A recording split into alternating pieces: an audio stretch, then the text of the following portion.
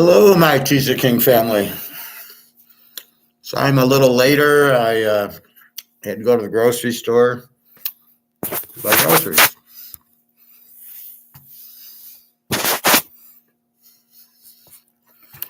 Hamburger is still a good $5 a pound. I got chicken breasts at $1.99 a pound. So everything's still there. My olive oil was a little more expensive, but oh well. That's a healthy thing. So we got a game tonight in the NFL. Why don't we start there? But first, let's just recap yesterday's college games.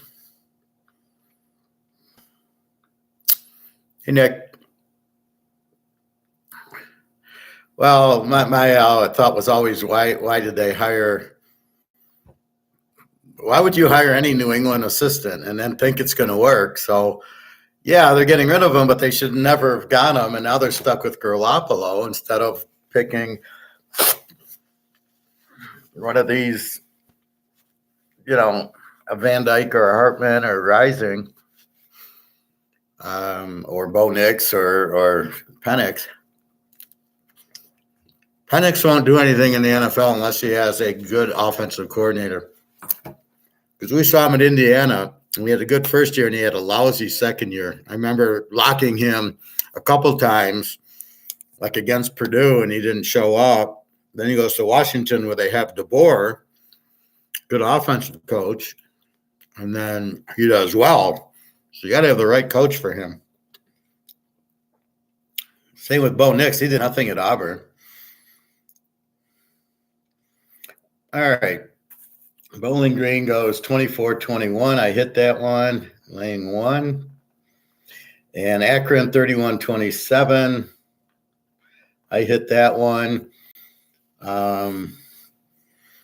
With Akron, I don't know either of them. They both are Z teams. But if you notice, they both can't score. But when you get a 33 and a 30 defense, the over-under was 41, which I didn't understand with these defenses.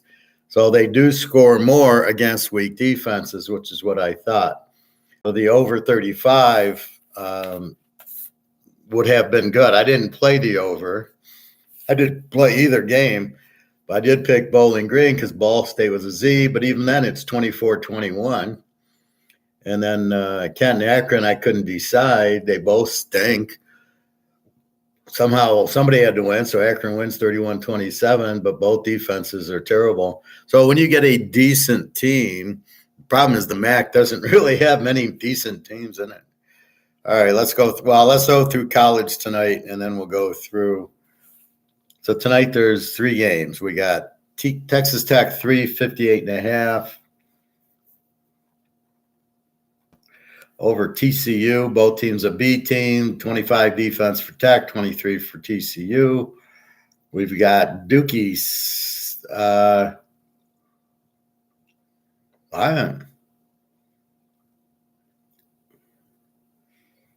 had Duke 12.5. Now it's 6.5.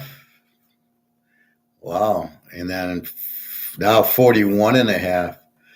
This line went from 12-6 and 44-41.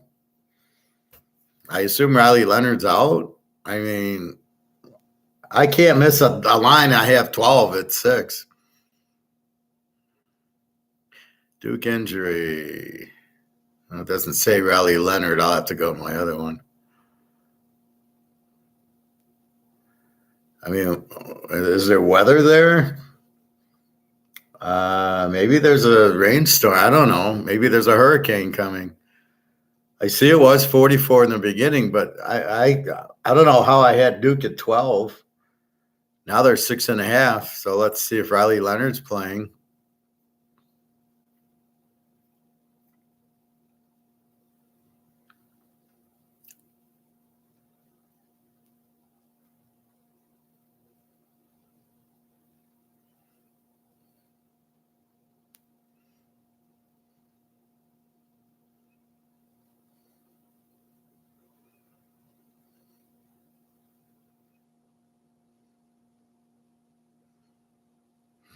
I mean, they don't really have any injuries.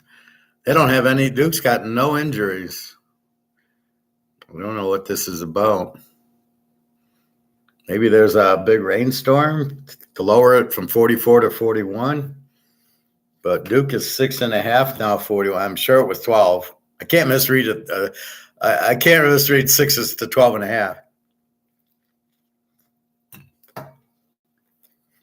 Professor doesn't do that. So Duke's a 15 defense anyway. Wake Forest is an under team with a 25. I like the game under. Troy 5.5, down from 6.5 and 44.5 against South Alabama. Now, South Alabama, their quarterback is questionable, so I'm staying away from that game. But yeah, the line goes down. I don't know. Over under a 40.5. 17 defense against the 21 defense. Probably a lower scoring game. Right now, our target's Duke on a Thursday night under. We will see. Tomorrow, we have 2 games. We've got Syracuse 2.5 and 50. And Wyoming 6.5, 41.5. Wow, that one's 44. What's going on here? Where's the fix in on the unders? So 2 unders dropped 3 points. Is there something we're supposed to know? The Duke under I get. Wyoming under I don't get. That's not a low scoring game.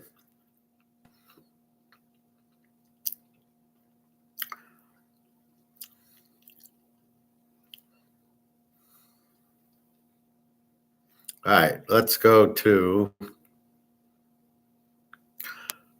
the pros tonight. So I was finally found the Tennessee Atlanta game.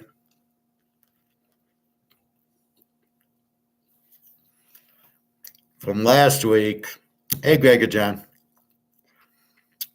I wanted to see Will Levis. I wanted to see what the big deal was. I saw my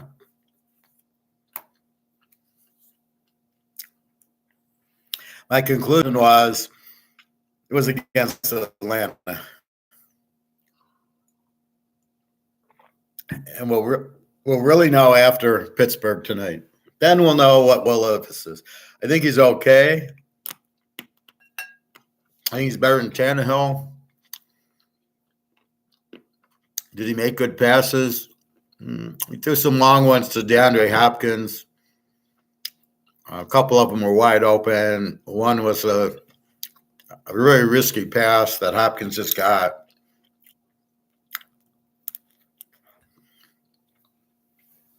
The first touchdown. So we got Pittsburgh 2.5, 36.5. My line's 3.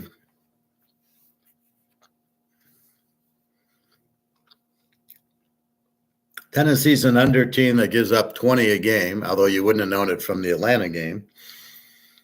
Pitt's a 3. Pitt's an under team that gives up 21.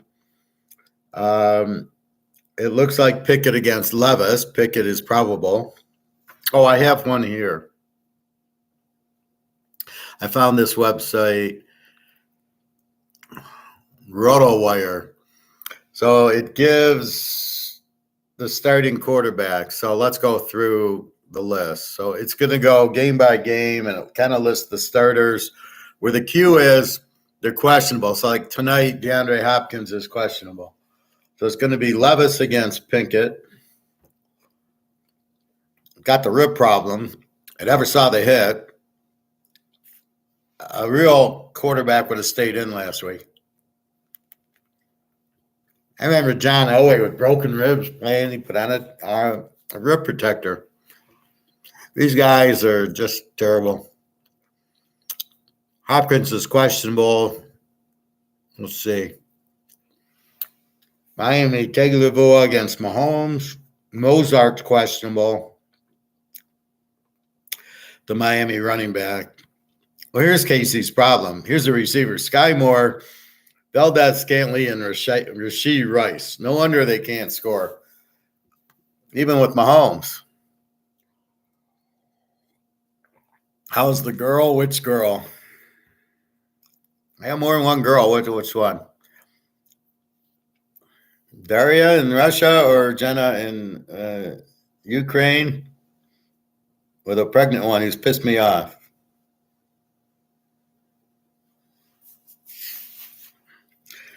All right. Well, she's not pregnant. She had the baby. Minnesota, Jared Hall from BYU against Heineke for Atlanta. How the hell do you bet this game? Heineke we know. Hall we have no idea. I don't know. We'll go through the games in a minute. We got Seattle, Baltimore, Geno Smith against Lamar. That's fine. Lockett is questionable for that. Metcalf and Walker are fine. Beckham and Gus Edwards are questionable. Arizona, Clayton fucking Tune is what happened to Dobbs? Tune.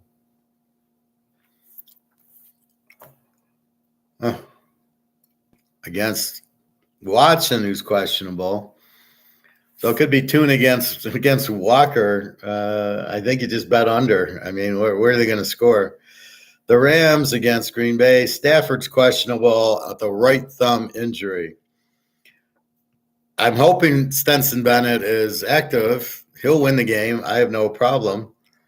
We've got Jordan Love. Aaron Jones still with the hamstring. Just give me a quarterback, and I'll bet it against Green Bay. Tampa, Houston, Mayfield against Stroud. Washington, New England, Howell against Jones. These aren't even pro quarterbacks now. Chicago, New Orleans, Fields against Carr. I thought the grocery store guy was still playing. They got Fields listed as questionable against Carr for that. So we'll see. Maybe Fields. That'll be something we'll know Sunday, I guess. This is the problem. We're trying to bet it. Hey, Bobby Bo, where have you been? I think we're taking the over in the LSU-Alabama game, Bobby Bo. Indy, Carolina, we got Minshew against Steve Young. The Giants in Oakland, we've got Daniel Jones against O'Connell. And a whole new coaching staff. They sound like Michigan State. Daniel Jones against O'Connell. Barkley's questionable. We got to see what this line is. This both quarterbacks suck no matter who they put in there. Dallas, Philly, Prescott, and Hurts. Buffalo, Cincy, Josh Allen, who's questionable, but he's playing against Burrow. And San Diego, the Jets, it's Herbert against Wilson. Those are your starting quarterbacks from here. So the only one really up in the air is Walker or Watson for Cleveland. And looks like Pickett tonight. And then it's going to be Fields or the grocery guy, which I think we'd all prefer the grocery store guy.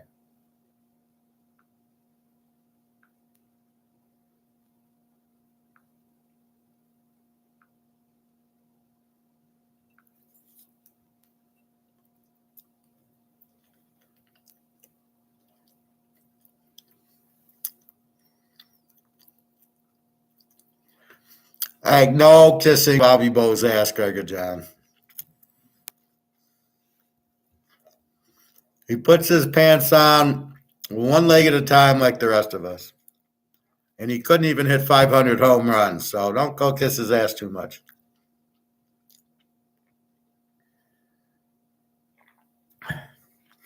Gold's at 1984, the paper kind. Remember, this is not real. This is paper. All right, so let's go back to Let's go back to the line. So let's go through the pros. Steelers 2.5, 36.5. Levis is intriguing. He looked like he actually was a quarterback. He didn't look bad. Pickett was playing better against the Rams. That's why I bet him last week against Jacksonville. And then he hurts his rib in the second quarter, motherfucker. Trubisky comes in, looks like a high school kid. What he's doing in the pros is just beyond me. You could get points in this game.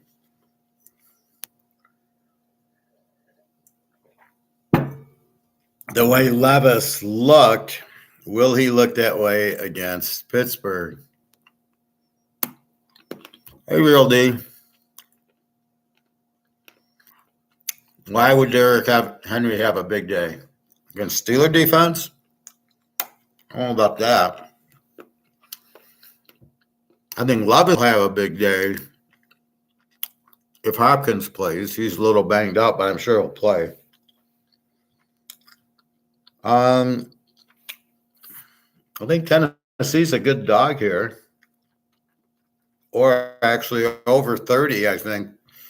I can't imagine we don't get 30 points in this game.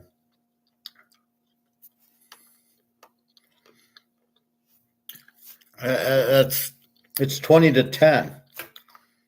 Now, Levis isn't going to throw 4 touchdowns, but he still looked okay. And if Pickett looks like he did against the Rams, you're looking at least 17-14. Maybe I'm wrong. Maybe it's Thursday night.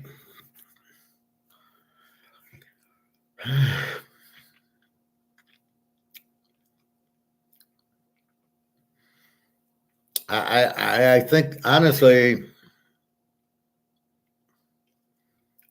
I think Tennessee and 8.5 is good. I think over 30 is good. It's not my birthday, Brandon, but I'm fine. How are you? The Raiders at the Giants? You're asking me to bet minor league football? Jones against O'Connell? Are you going to bet one of these guys? It's not my birthday.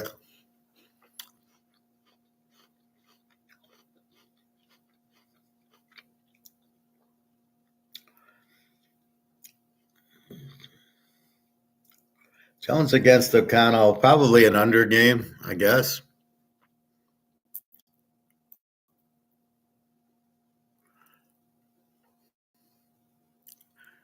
Brandon, it's your birthday. Okay.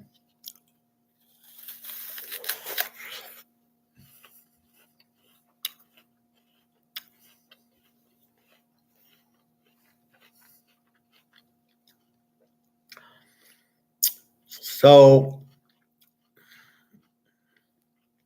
we know they both have under defenses. This should normally be an under game. But Levis did bring some offense, and Pickett's looking better. So if they play well, we should get over 30. I can't imagine not getting over 30. Again, but I'm thinking, I don't know how good Levis is. All right, he looked good. He had some long passes that connected against Atlanta, which I don't think will connect against Pittsburgh. I don't know. Maybe you take Tennessee an 8.5. I don't know. All right. Now, from Munich on Sunday morning, we've got Miami and KC, again with this 9:30 bullshit on the NFL Network. We're all going to buy the NFL Network so we can watch it, right?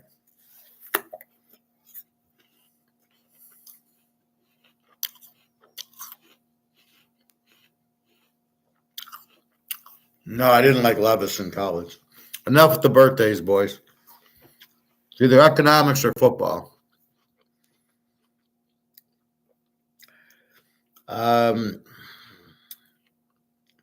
Kansas City 1.5, 50.5. Mahomes tweaked his ham, and I'm sure he'll play. Miami is going to have trouble with the big defense. Kansas City with the 16 defense. And you can see their receivers are shit. But they replaced them with better defensive players.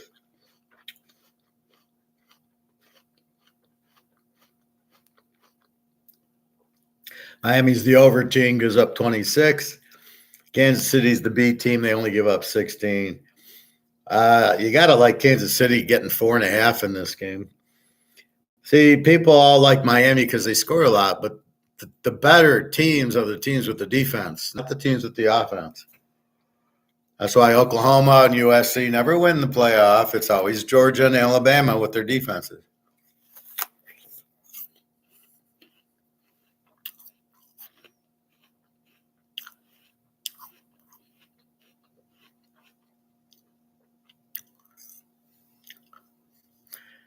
Well, he wasn't anything strong in Kentucky. I was shocked that he was a first-round pick. I didn't see it. I didn't see that he was any good at Kentucky. Oh yeah, Bobby Bo. Yeah, I didn't see him. Hooker was so much better than him. Real D. Casey should be bounced back this week. Miami not good when playing good teams. Yeah, I hear you. Rangers won the World Series. I called that. I told you that. Somebody asked me. It was either you, Real D, or Prophet asked me. And I said Texas has the better hitting team. They'll win it. And they won it.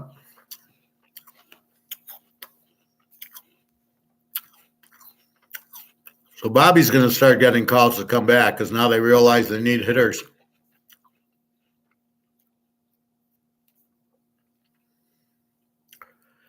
Hooker's on the Lions, so he'll never play, and he's still got the MCL or ACL to his knee. Knowing the Lions, they won't even play him this year. Now, what the Lions will probably do is let Goff go because they would, God forbid, have to pay his contract, and then they'll either go to Hooker or they'll draft somebody else so they don't have to pay. The Lions don't pay. All their good players will go. That's the Lions' history. That's why they've never been good. It's just a fluke that the league's so bad now. They're winning, who do they got in their division? Chicago, Green Bay, and Minnesota? They couldn't even win in the Big Ten. Bobby Bo, yeah. So that's Hooker. My God, I didn't even know the World Series was that deep. Yeah, it's already over. Texas just hit the hell out of them. That Corey Seager is almost as good as you, Bobby. We might have to get his baseball card. Yeah, Bobby, go to the D-backs. You get started. The Tigers, he'd be their best player. Usually has went to shit these days. The 90s was so much. Well, that's like the basketball in the 80s was Bird, Magic, and Kareem. You can't even watch it now. All sports were better in the 80s and that. Well, the 80s also. Even the 70s. You can't. The best football was in the 70s. The Steelers, the Raiders, Miami came along. That's how good Don Shula was, although he confuses me. He wins with Zonka in a defense, so he just runs the ball and defense. He wins 2 Super Bowls.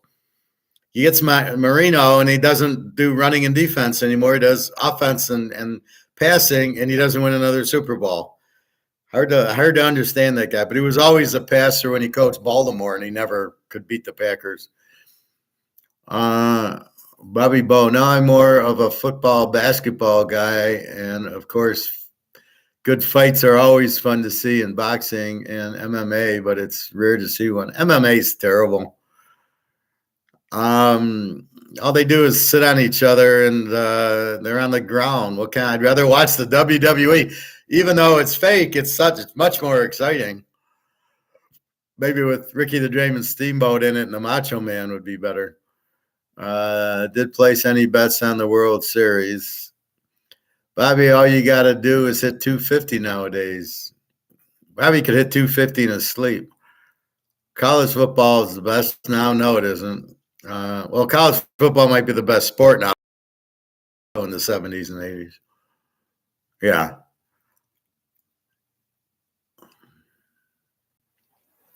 Well, they need more playoff games.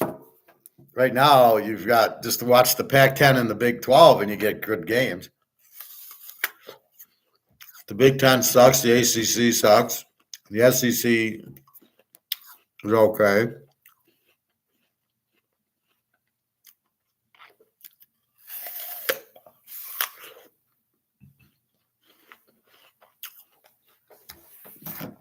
It's all gone weird. All the sports are really weird right now. I mean, wrestling, you had all the good characters. See, baseball, football, you had good players. I can't name any baseball players. Ohtani, you want me to watch Ohtani and think he's good because he can pitch average and he hit, and he can hit. You either be a right fielder or you be a pitcher. You don't do both. If it was good enough for Babe Ruth, it's good enough for Ohtani. Well, but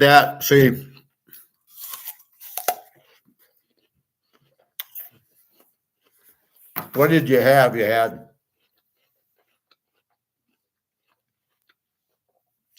had the characters. I mean, you had Mantle, Mays, Koufax, right? You would stop what you were doing to watch them. And now, and then you had like Derek Jeter and Barry, Bobby, of course. Now, who do you stop for? Who I can't name half the guys on the team. They're all fucking minor leaguers. They all hit 220. Who am I stopping to watch? I ain't stopping to watch Ohtani. I ain't stopping to watch who? Mike Trout? I don't even know who he is. I've never seen him play. I never will. See, there's nobody, and they're all like these Cubans and Latin Americans that Rodriguez is that you don't know who the hell they are and they don't speak English. Look in Detroit, this Cabrera guy can't even speak English. He's been here 20 years, can't speak a word of English. I'm going to wait to watch this guy? You got to be kidding. I have no interest in that. I will hang out in New Roll as for 3 days, then grab a rental and ride out to Baton to see LSU get revenge on A&M from last year. And I looked about heavy on that game. A New Roll as for 3 days. Aaron Judge. I don't even know who Aaron Judge is. If I saw Aaron Judge on the street, he'd have to come up to me and say, "Hey, professor." I wouldn't know who he was. I wouldn't care. But yeah, I like Bret Hart too. Still called The Rock. But you don't have that now. That's what you want to see, but you don't have that in any sport. You had it in baseball. You had it in football. You had it in basketball, right? And now you don't have it, and there's nothing to make you watch. I'm not watching Harden, and I'm not watching the Golden State guys, whoever they are. I'm not watching LeBron. I mean, it's just ridiculous the way it is now. Oh, you touched LeBron. That's a foul. Fuck, I remember when the Pistons would knock Jordan on his ass and loved every minute of it. I was a Yankees fan. Don't even know any players now. Yeah, Aaron Judge either strikes out or hits a homer. John Cena, he's okay. He's no Rock. He's no Hogan and Macho and Steamboat. I mean, I like that match I saw on YouTube. It's the Steamboat and Macho Man, whatchamacallit, 3. WrestleMania 3 is the best match that they ever had. It was like 15 times they were like ready to pin 1, 2, and they'd kick out, and 1, 2, kick out. 15th, that was so exciting.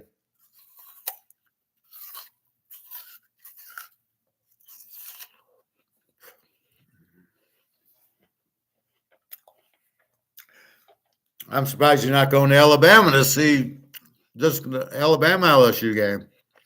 So Alabama LSU, I like the game over. It's a 50. It's a 59. We can go down to 53. I think it's a good over because Alabama doesn't have that shutdown defense. I think LSU, they played them like 39-38 last year. Watching A&M and Tennessee light up Alabama, I got a feeling LSU, that's where I like Brian Kelly. He'll light them up pretty good, which will force Alabama to come back. And Milrose is okay when he comes back. LSU might win the game, except for their defense is so bad. So I think this game is pretty high scoring, actually. I like the over versus taking LSU at 9 because I don't trust their defense. They need to sign Honey Badger back. He should go back to LSU and play. All right. So we got Kansas City 1.5, 50.5. I like Kansas City and 4.5 there, I think. They're the B team, the 16 defense. Miami, we know. In a big game, they don't show up.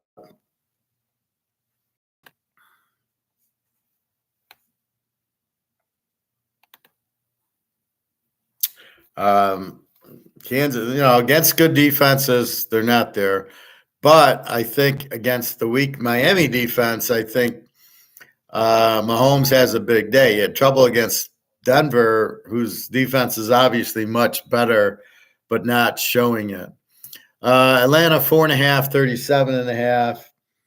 Hasn't changed against Minnesota. We got Hall against Heineke. Are you fucking kidding me? This is they draft Hall from BYU, or he's a free agent. And Heineke, who the hell Heineke? This is your NFL quarterbacks. You wonder why scores are down and nobody wants to watch this shit.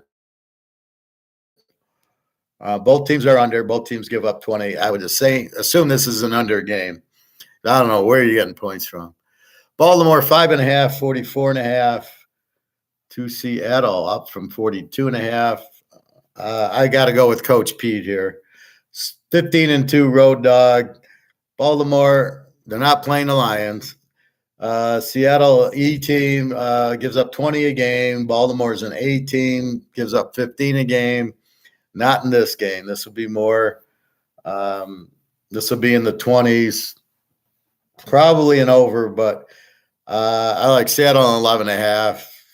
Baltimore can't beat anybody by 11.5 except for the Lions. Cleveland 8.5, 37.5. This is Clayton Tune. Are you fucking serious? Against either Walker or Watson. 37.5. Arizona's a W team, gives up 27. Cleveland's an under team, especially without Chubb, and they give up 20. The good defense. Cleveland wins and probably should be an under. If Watson plays, it's definitely an under. What's Tune gonna do? See, I hate that analogy. Well, we'll see what we've got. You've got shit. Do you really need to see that you've got shit with Clayton Tune out of Houston? He's nothing. What do you think you're gonna get out of him? Now the real thing is Kyler Murray's ready to go.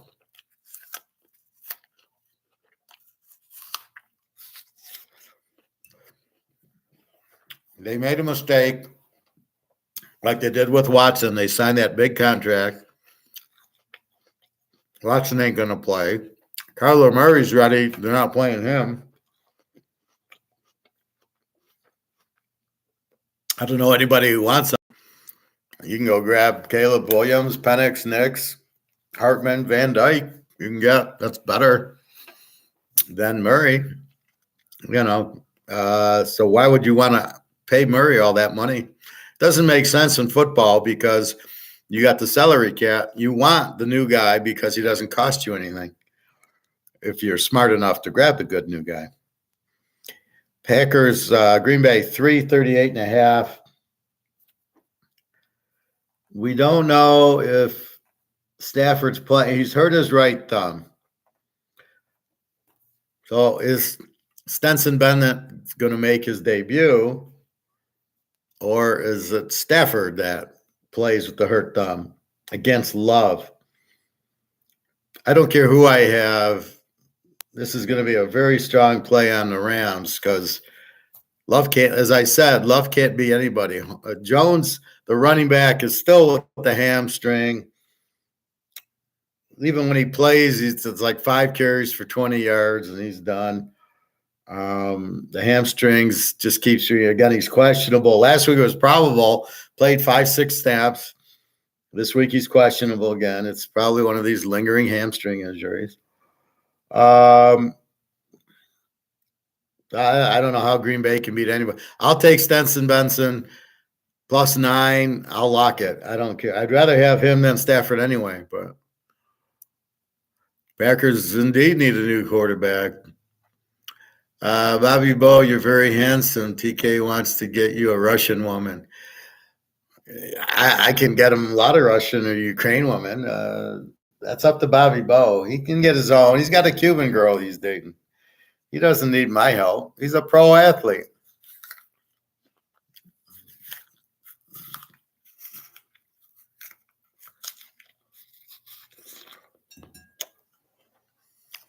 Don't worry about the typos, Bobby. I expect them from you. Houston 340 over Tampa Bay. Mayfield against Stroud. Both teams are under. Both teams give up 18. You got to go under in this game. I don't know. Maybe take Tampa 9. Green Bay, LA, I don't think I did. LA's an even team. Give up 23. Green Bay's an under team because their quarterback sucks, gives up 22. If you listen back to my videos back then, I said they should never have taken Jordan Love. Was not a good draft, not a first rounder. I never thought he was any good anyway. So now they're kind of going, yeah, I guess he does suck. Well, why did you draft? Did you not see him at Utah State his senior year? The guy was terrible. What is it about these quarterbacks that you see in college and they're terrible, and then you draft them and then you go, yeah, I guess they are terrible. What made you draft them in the first place? This is the part that I don't get. Like, do you think it gets easier or harder when they go into when they move up in class and go into it? What was I listening to? Somebody was telling me some quarterback, oh, he's a 5-star. And I said, that's against high school players, like he was in college. Oh, he was a 5-star. I go, well, what does that mean? So against other high school players, he's a 5-star. Not in college. There's no such thing as 5 stars. Either you start and you play well, or you don't. I mean, I don't care what you are in high school. It's meaningless. All right. New England, 340.5 to Washington. Washington's the W team. You don't know if they score or not. Depends if they play the tough Giants or the easy Eagles. They give up 29, that's for sure. New England's a Z team. They don't score. They give up 26. Howell against Jones. Neither are a NFL quarterback. I would say with these defenses, this has got to go over. Do you really want to take Washington in 9? Maybe, but see, here's the problem. How do you trust Thurston Howell III with 9.5 or 9 against New England? But how do you trust Jones to even score? So this is the problem with the league right now. It's so how do you trust anybody here, right? So you can't really trust Howell, and you certainly can't trust Jones. So you're really fucked. You don't. So that's why you got to go over under, and then even then you're hopefully you're not sure which guy shows up. All right, New Orleans 8.5 41. This keeps changing. Was 7.5, 8.5 41. We've got either the grocery clerk or Fields, who's apparently questionable. Let me go into this. Let's see what this says.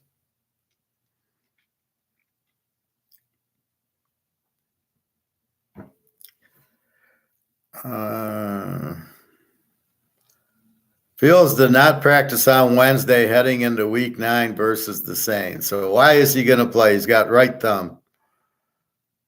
So what are some more noise to confuse people? The grocery clerk's much better against Carr, who, he's better. If it's Fields, this game's probably an over. Chicago's a W. They don't score. They give up 27. New Orleans is an under. They give up 19. With Carr, they're getting better now that they got Kamara and Thomas and Olave. They're starting to score. They did last week. So I think they're not necessarily an under team anymore. Chicago, with Fields, they score and they give up 50 points. With the grocery clerk, they're playing a little bit better. They beat Oakland. I mean, them in Detroit beat Oakland, gets the coach fired. Like, okay, I can see you losing to the Bears, but you lost to the Lions. That's why you got fired. You lose to the Lions by 20 points, you're getting fired. So again, you've got I like the grocery clerk better than Fields, but if Fields is out there against Carr, I like New Orleans minus 2.5 for sure. Because they have a better defense. So I don't know what you do here with the over. Probably if Fields plays, it's probably an over because it's 41-35. He's good for a few touchdowns. New Orleans should start scoring against this weak defense. And remember, that's the only time Kansas City lit it up was against the Bears. So when you get this weak defense, so KC's getting this weak defense with Miami. So look for Mahomes to light it up Sunday. But the problem is between the travel and the time zone and then at 9:30 in the fucking morning. I don't care what you're saying. If you go to Europe, I don't care if it's 3 or 4 days later, 9:30 in the morning, you're rolling out of bed to get the buffet, and then you're going back to sleep because the buffet closes at 10. I mean, that's just the way it is there. You're not awake till noon. Yeah, Packers need a new quarterbacks for sure. All right, Indy 2.5, 43.5.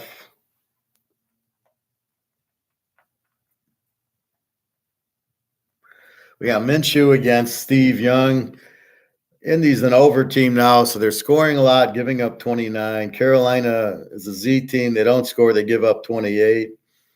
Look for Minshew to light up Carolina here. And Young can't do much. Probably an over game at 43. Yeah, I mean 37. These over-unders are so low. It's all the bad quarterback play and all the idiots going for fourth down.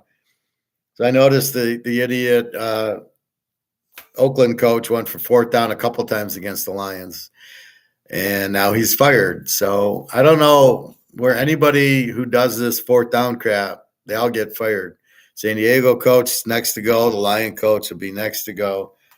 You don't win with it. It's a stupid analogy that you go for fourth down like it's 100%. They don't understand it's 50% against everybody, but against certain strong defensive teams, it's probably 5%. And they don't understand that. So I don't know. These guys that go for it, look at Oregon. It's going to haunt them all year. They went 3 times for fourth down, didn't make any of them, lost the game by 3 points. That if they just kick their field goals, they win the game, and they punt at the end. They win the game. Now, oh, wait, we got to go for fourth down and lose emotion, lose momentum, and lose the game. So, yeah, really works. I don't know what they're thinking. Indy 2.5, 43.5. Again, both teams sucked offensive. Probably an over. Can Steve Young get enough points? Or, but I hate taking Indy as a road favorite. I mean, they're too weak a team. Oakland 1.5, 37.5, down from 2.5. We've got Daniel Jones, who Oh, he went to the Peyton Manning camp. That's why. You know who else went to the Peyton Manning camp? The grocery store guy. So people are drafting guys that went to the Peyton Manning camp. All of a sudden, Peyton Manning is the general manager, and none of his guys, they all suck. So he tries to make it like, oh, they went to my camp, and yeah, but they suck. You don't teach them right. So again, another guy, only reason he got drafted, he went to the Peyton Manning camp. He sucked at Duke. I didn't understand why they drafted him in the first round yet. He sucks now. You need to go back to the Peyton Manning camp a few years.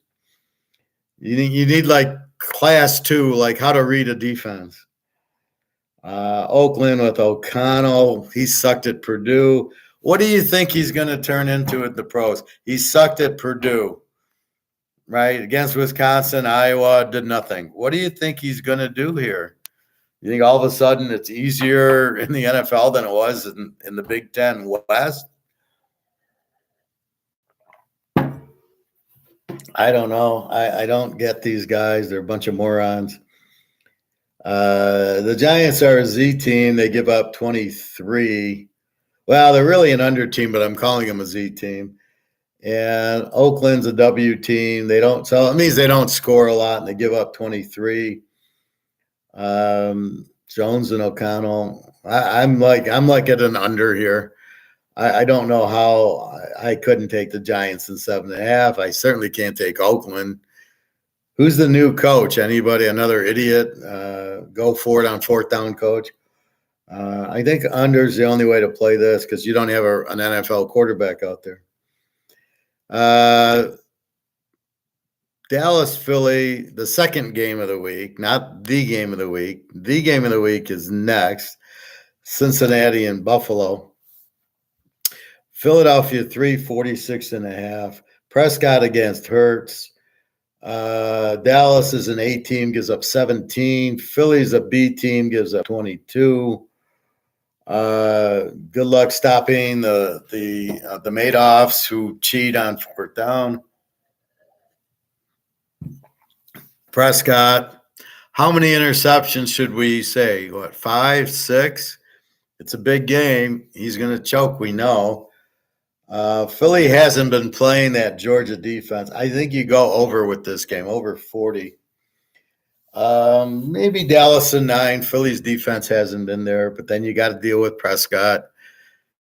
He's so bad. But Hurts really isn't much better. That's why I think this is probably a dog game here, but I liked it over better.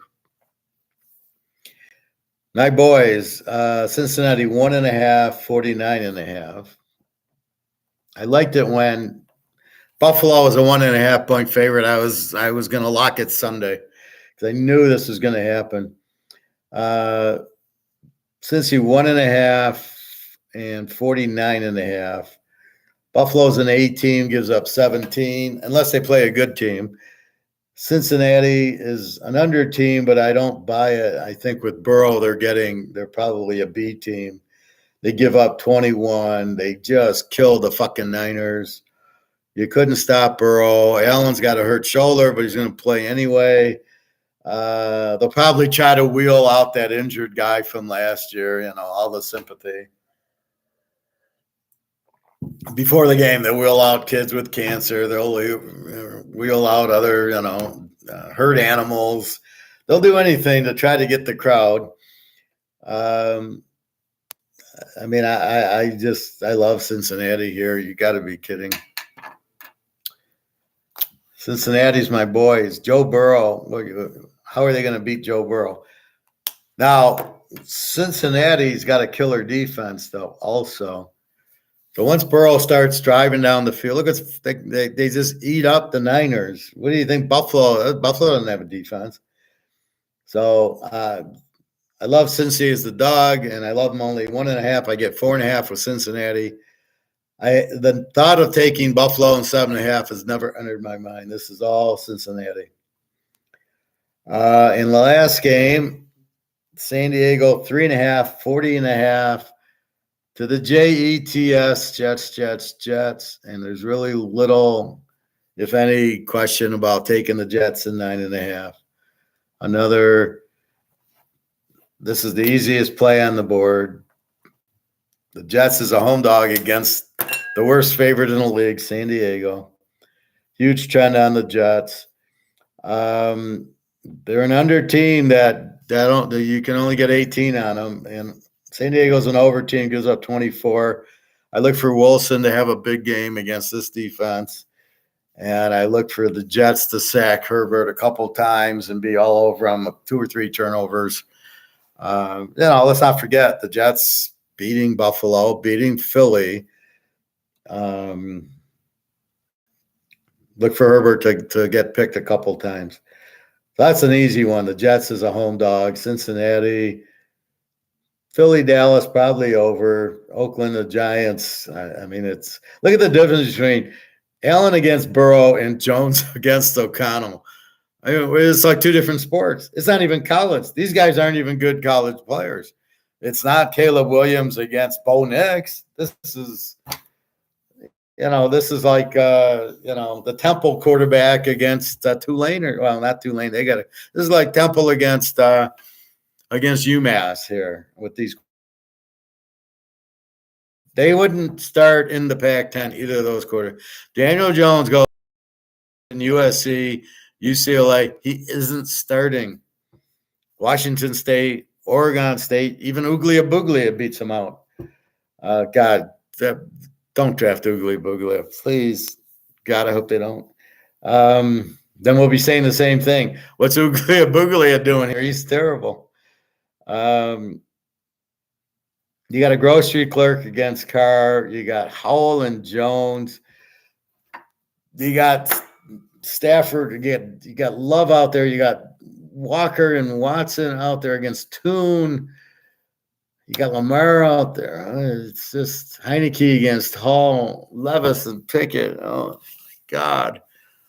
What is it that they can't draft quarterbacks? I don't. And then guys like Trask and Will Grier aren't even playing. They're better than all these guys, but they're not playing.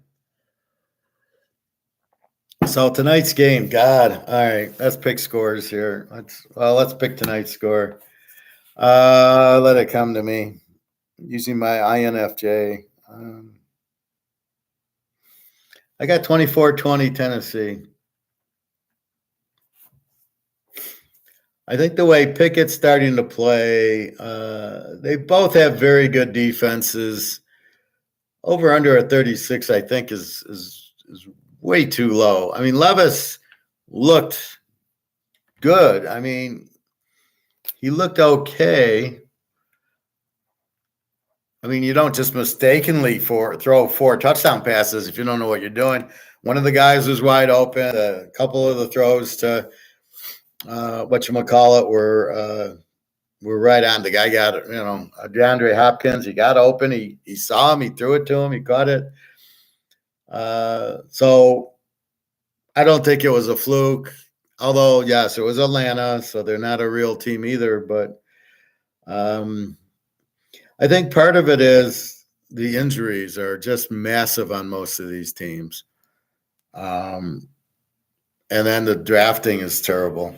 I mean, they don't know who they're drafting. All right, let's go to the injury list.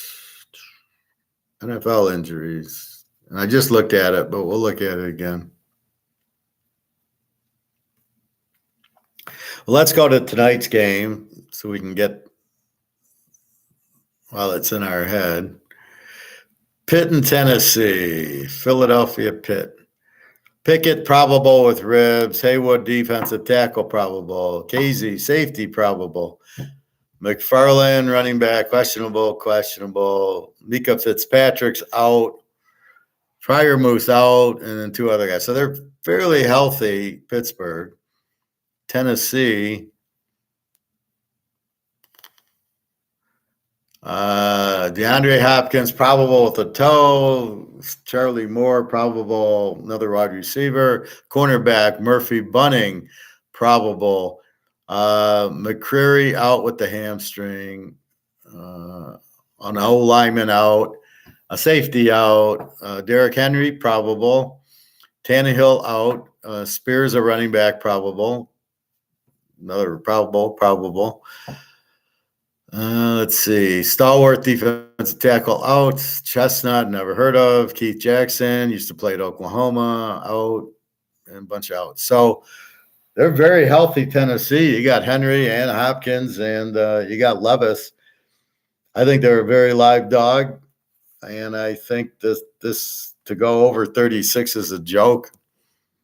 I mean, in teaser world, 30 points. You don't think they'll get 30 points? Now Pittsburgh played Jacksonville 20-10. Pittsburgh is a defensive team, but with Pickett, they played a good game against the Rams. So let's look at that. Whatever that score was is how we're going to play it. 24-17, Pitt beat the Rams. They scored 24 on the Rams, which has Aaron Donald. Let's not forget that. That was a 41, and I'm saying 44. So I'm not far off of that. Let's go over 30, boys. All right. So let's go through the rest. Arizona plays Cleveland.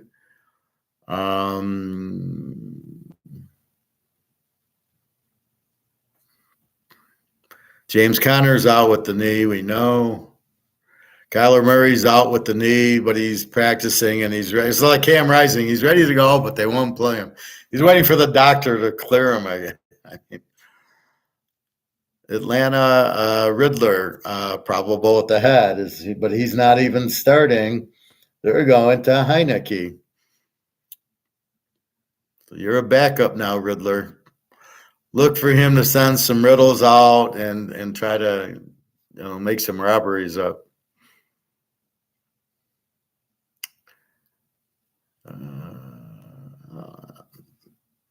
Otherwise, just a bunch of nobodies out.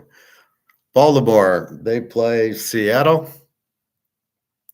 Questionable. Beckham's questionable. Gus Edwards questionable. They're all playing.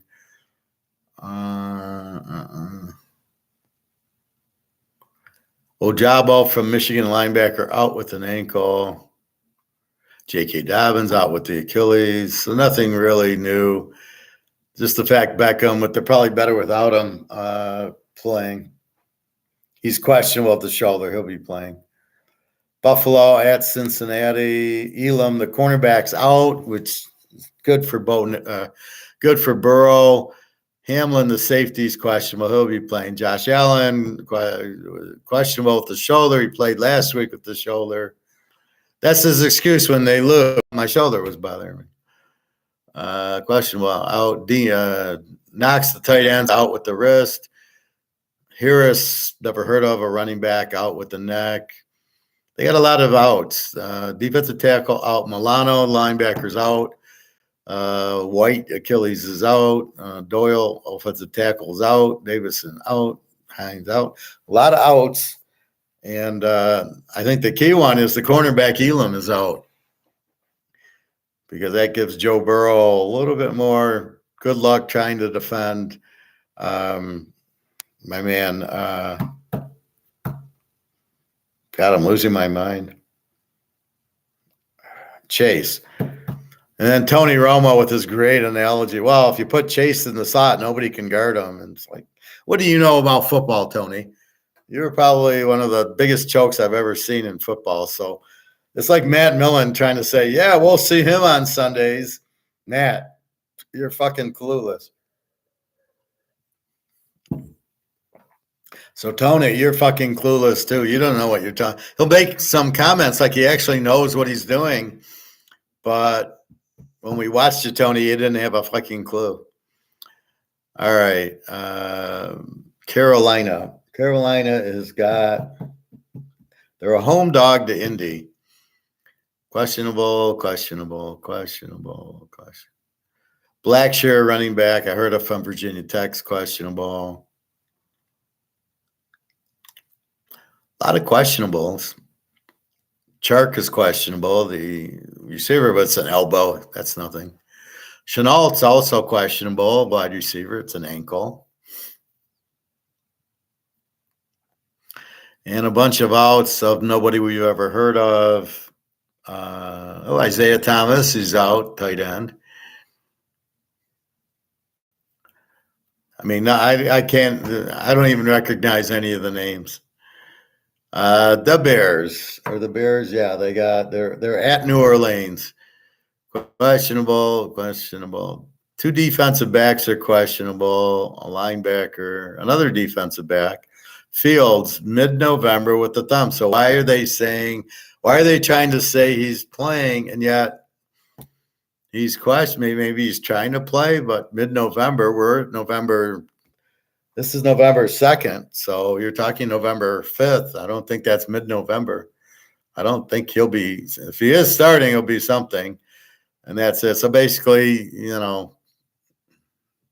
they suck anyway. Cincinnati, linebacker probable, O-tackle questionable with the groin. He'll be playing. Safety questionable. Mixon, he's questionable at the chest. Hendrickson, defensive end. He looked pretty good last week. Brown, Jones. But I don't see Chasen. I don't see Burrow, and his cast better. So you got to love the Bengals. They're on a mission. They're now 4-3. Look for them to go like 13-3. They've had their loss. They played Baltimore and Cleveland. They'll get revenge. I don't think they played Pitt yet. Cleveland is a home favorite to Arizona. Probable, questionable. They got 3 linebackers, 1 probable, 2 questionable.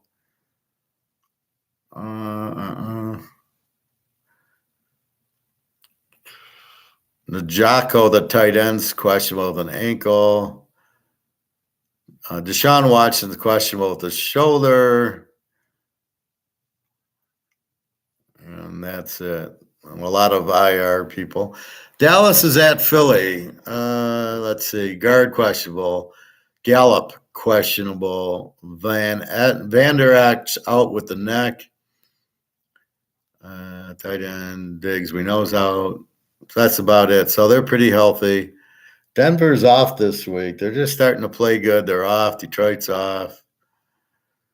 Green Bay is home favorite to the Rams. Oh God, I can't see. This is what pisses me off as a handicapper. You get the perfect game. Green Bay favored by 3 against the Rams is a lock. Take the Rams and 9, and then I don't have a quarterback. I don't care if it's Stenson Benson. I love it. Just give me a quarterback. So who is it going to be? And I'm fine with it. So I just got to post the bet as soon as I know. What a strong flick. Because Green Bay's terrible. Aaron Jones, questionable with the hamstring. What else is new? The whole fucking year. He played that first week against Green Bay, pulls the hamstring on a touchdown, and that's it. And he's done. But he didn't get injured in preseason. So is it better to not get injured in preseason or get injured week 1 of the regular season with a hamstring that lasts you and you lose 17 games? Which one's better? I don't know. Yeah, but he didn't get hurt in the preseason. These guys are the dumbest coaches, GMs I've ever seen in my life. Oh, my God. Houston. Are they playing? Houston's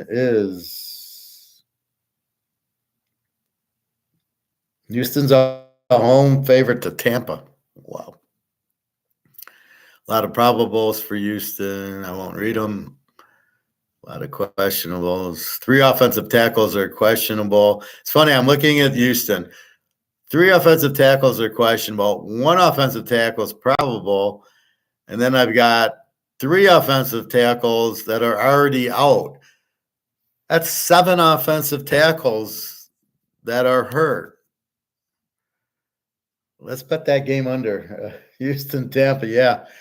That's 40. We're going under on that game. How do you play? How do you find 7 offensive tackles? Yet this is the problem in the league. These guys are terrible, and so many injuries that you're not getting pro talent. And then you got to figure out how to bet it when you're getting the 7th and 8th offensive tackle on your team. So let's see. Probable. This is who Houston. You got a few. So all three offensive tackles are questionable. And then a bunch of outs, some more questionables. And I still haven't heard of anybody I know except for Stingley from LSU out with the hamstrings. The only guy I know on this team that I go, yeah, I recognize. Indy's playing, I believe. Yeah, they're a road favorite to Carolina. Good luck with that one. The difference is Indy's got Minshew, so they actually have a decent quarterback. He played at Washington State. Richardson's out. Nobody worth it. Jacksonville's off. Kansas City, we've talked about. Watson and Tony, the receivers are probable. Cornerback, probable. Another receiver, Moore. I never heard of these guys. Probable. Mahomes, probable with the hand. Edwards, the safety, probable. Some questionables.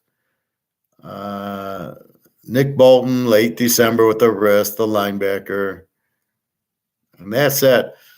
So this is why they're struggling for points. They don't. I can read you Jay Watson, Tony, we've heard of, and S. Moore. These are your receivers. I never heard of any of them.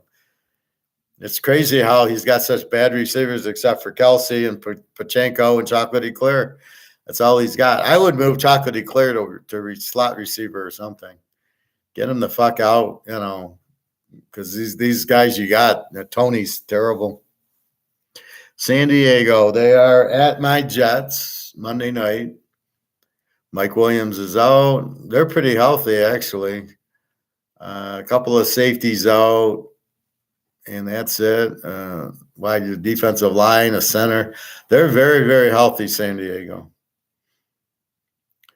The Rams, as we talked, Stafford questionable with the thumb.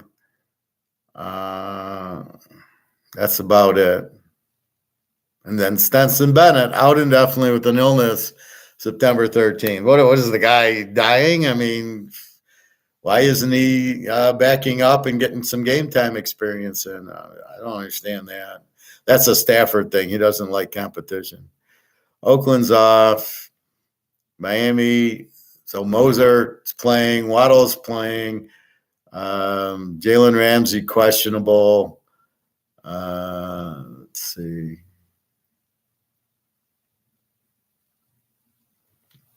Acne from A&M is probable week 11. Why do they say that? Then it makes it look like he's probable, but that's week 11 and we're in week 9. He's not probable for 3 weeks. All right, so they're pretty good.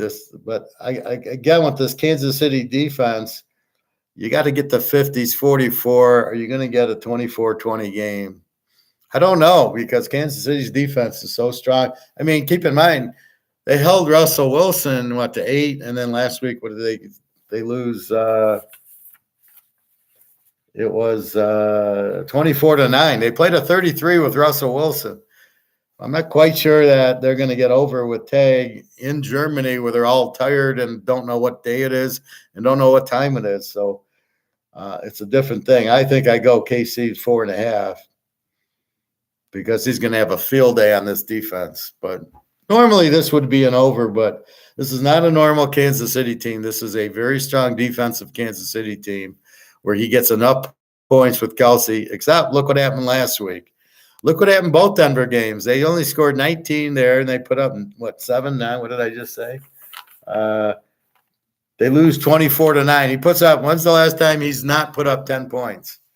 So there's something wrong with Kansas City. It's called no wide receivers, which is they couldn't find somebody from TCU in the 4th round or something, or really any of the Pac-10 schools. You can go down the list of Pac-10, just grab somebody. You went to Oregon. Come on. All right. So that's Miami. Minnesota, I believe, is off. No, they're at Atlanta. Okay. Yes, they're at Atlanta with Hall, BYU quarterback. Do we care who's playing? He's unbelievable. A probable bunch of questionables. Kirk Cousins out with the Achilles. Jefferson late November, who's probably not hurrying back now to catch balls from Hall. This is the best you could come up with is Hall from BYU. And he wasn't even that good at BYU. Taysom Hill was better at BYU. He actually was a very good quarterback at BYU, throwing the ball.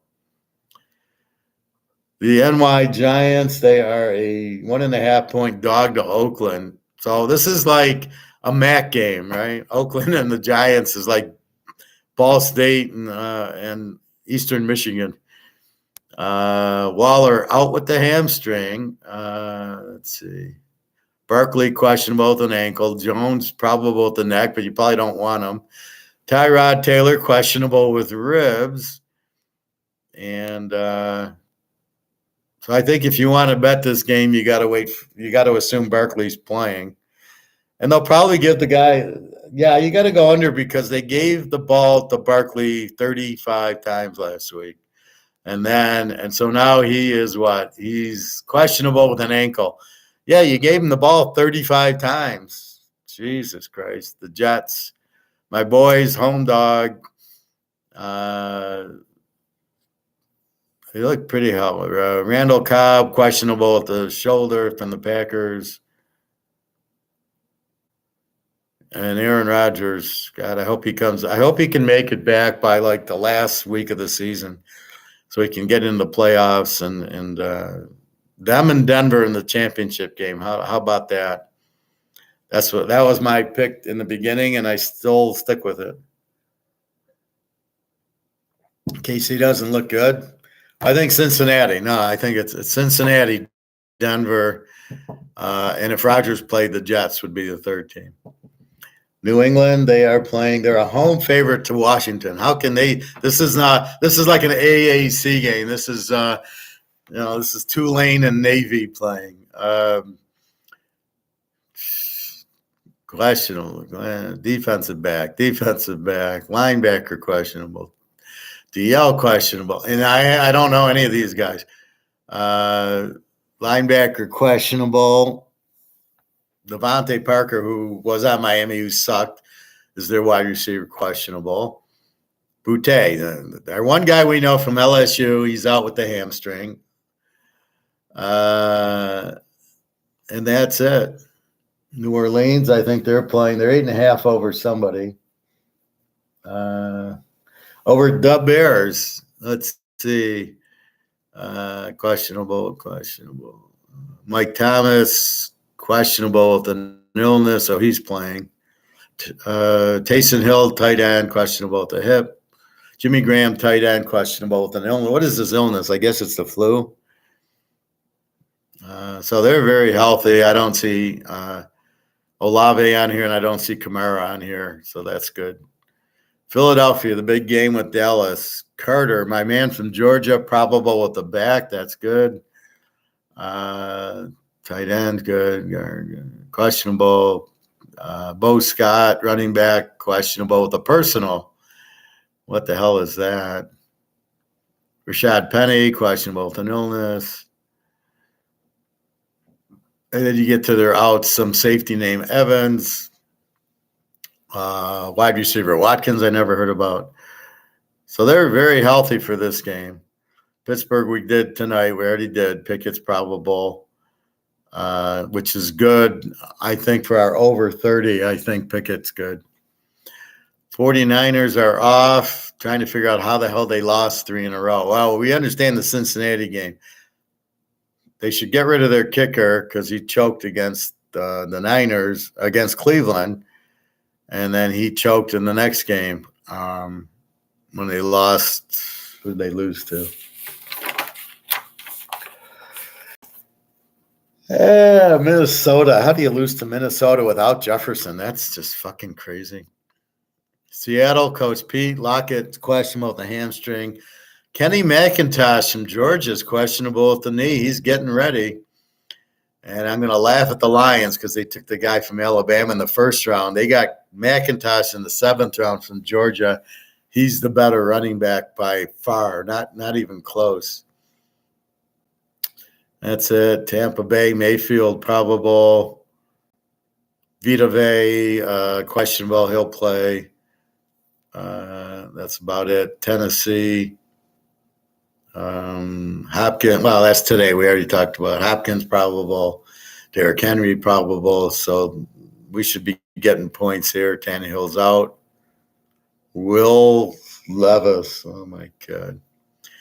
And then Washington, the Commanders, or the they're the Redskins against New England. Give up 29 a game. Let's see. What do we got? Questionable. Again, okay, the center Stromberg's out. Has anybody ever heard of that guy? What college did he go to? Logan Thomas. Tight end questionable. Two more tight ends questionable. How many tight ends they got? They got 3 tight ends questionable.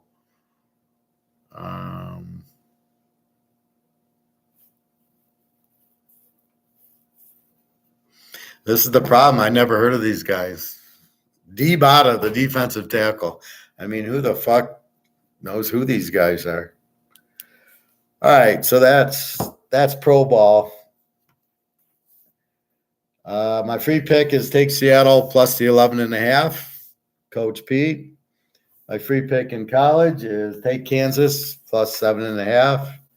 2 extremely live dogs that should win the game straight out. And then I think I had a other game. Yeah, take the Air Force under against Army. It'll be 24-0 Air Force. Air Force will shut out Army. I mean, there's no question about it. Army just got shut out by somebody else like 28-0. And Cincinnati, Air Force has a strong, very strong defense. And Army can't score. So it's really not a big call to say they're going to get shut out. That's probably even money. If you can find a prop on Air Force shutting out Army, bet it. Bobby now, he's going to run and bet the money line. They got a 13 defense. Army's not scoring in that game. For sure they're not winning, but they're not scoring. All right, so I will predict the scores maybe tomorrow. I got to get into my INFJ mode.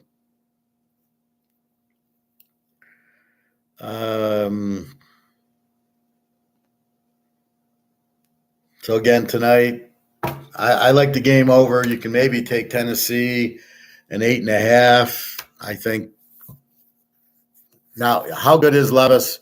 We don't know how good he is yet. We'll know more after the Pitt game. Watching the Atlanta game, I think he knew what he was doing. Now, when I watched Brock Purdy for all of 2 games, I knew he was it. He went back into the pocket, and he delivered the ball right on time. He read the defense. He got the play. He hit Kittle and Samuel and very tight, right in the chest. You could tell he knew what he was doing. Levis gives me a little of that. So we'll see tonight against Pitt, but I think Levis is fine. The touchdowns he threw were not – he didn't throw 4 flukes, but he showed he could throw. I love how they were wearing Houston Oilers uniforms last week. Guys, you're in Tennessee. What the fuck are you wearing? Houston Oilers. Oh, my God. You're not in Houston. You want to go to Houston, go back to Houston. Understanding the Cleveland Browns when they became the Baltimore Ravens because the Baltimore Colts moved to Indy, which none of it made any sense. But then why does Houston Gamblers or whoever the hell they are, why does Houston get another team? They couldn't support the Oilers, and now they have the Gamblers or whatever. Just for you, Bobby. So we've got the Barry card, which I've been showing you, which is out of 100, right? Then we have this card that I found today, and you can see it out of 50. This is the card I bought at like Foot Locker for $50. And I looked at it, and it's gem mint, nice little shine.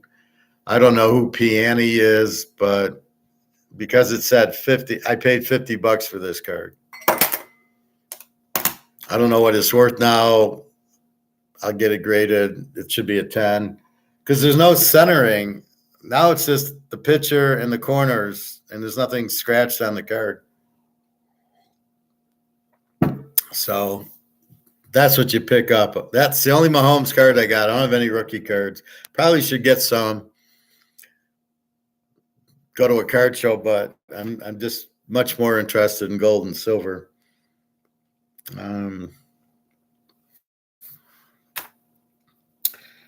All right, so we talked college yesterday, and we went through everything, so we'll go through that tomorrow. It's so long to go through. I have so many picks. Oh, my God. 1, 2, 3, 4, 5,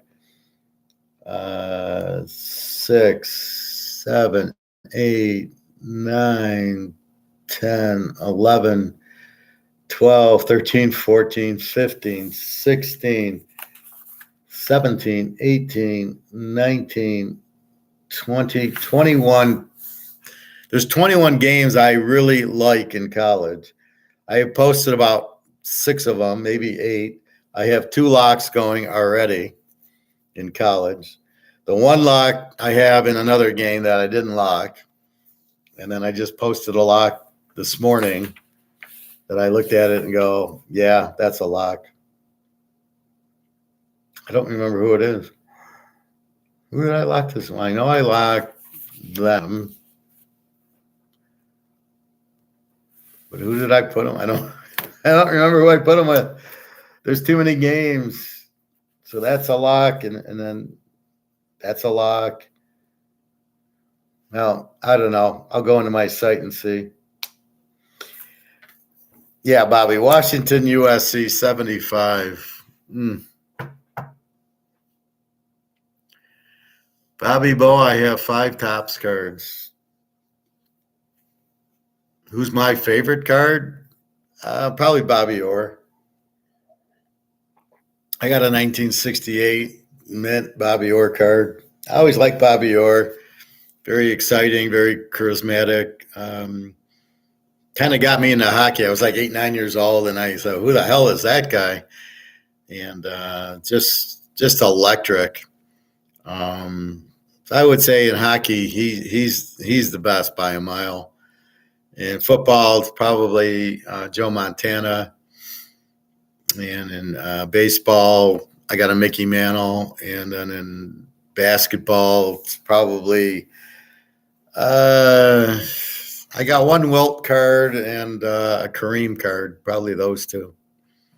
Those are real players, not like today's games.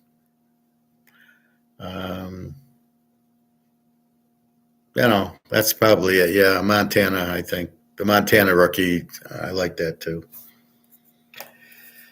Anyway, so definitely you want to buy from me this week. Again, I have 2 locks posted. I get so many games. Now here comes the recipe part. Who do I put with who? So Kansas is my free play. Who do I put with them? My free pro play, Seattle. Who do I put with them? That's really, and then like tonight. Well, tonight, how strong do I play it? This is where it really, this is where I really want to play this Pitt-Tennessee game. Well, who do I play it with? Right? It's a teaser. I got to play it in a 2-team teaser. Now, I'm going to play probably a 7 or 9-team teaser with all the plays I got. If I was in Vegas, this is the week I'd play the 11-team teaser. And I'd have to play 2 different ones because I got so many games that I like. Now, we're going to have a couple of losers, maybe not. But judging by the way I looked and analyzed the games, they just spit out, right? I mean, you just go down the list and you got like Kansas State, Texas, and the spreads. 5.5 Texas 52. I mean, it's an automatic go under because Texas has their backup quarterback. They both have very strong defenses. Will it win? I don't know, but if you don't play this game under 58, I don't know what you're looking for. Texas, excellent. Well, look at the defenses. Texas with a 16 and Kansas State with the 16. Kansas State runs and plays ball control and defense. You're not going to light up Texas. I go to my buddy. I go, how did they score 35 on BYU? He said, well, there was a punt return and a pick six. I go, so it was really 21-6 because you're not going to get punt return and the pick six against Kansas State.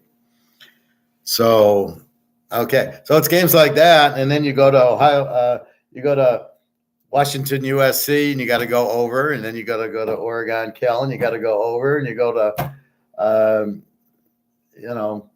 you go down the list of the overs: Georgia Tech, Virginia, over. Alabama, LSU, over. Washington State, Stanford, over. I mean, it just the whole Pac-10's over, except for the one game that is the under, which is UCLA in Arizona. Oh, that's my 11 o'clock game. That's under. So you have so many. You got Cal and Oregon State over. I mean, they're just teed up for you. Just hit the ball. They're no-brainers. You got the quarterbacks playing. You got teams that can't stop the wind, like USC, playing a team like Washington. And as I analyzed yesterday, looking at Washington, when they played Oregon and they played, I think it was Cal, these were high-scoring games. No, Washington played somebody else. But they played a passing team, and they scored. Oregon was a 30-something. I think it was Cal. They played like an 80-point game. So there's two different things. There's against a regular team and then against an Oregon, USC, Cal, Colorado. Their tough defense doesn't hold up. So Washington, Oregon, two strong defensive teams play each other. You think it'll be low scoring. They play a 69, which should have been a 75 if Oregon kicks the field goals.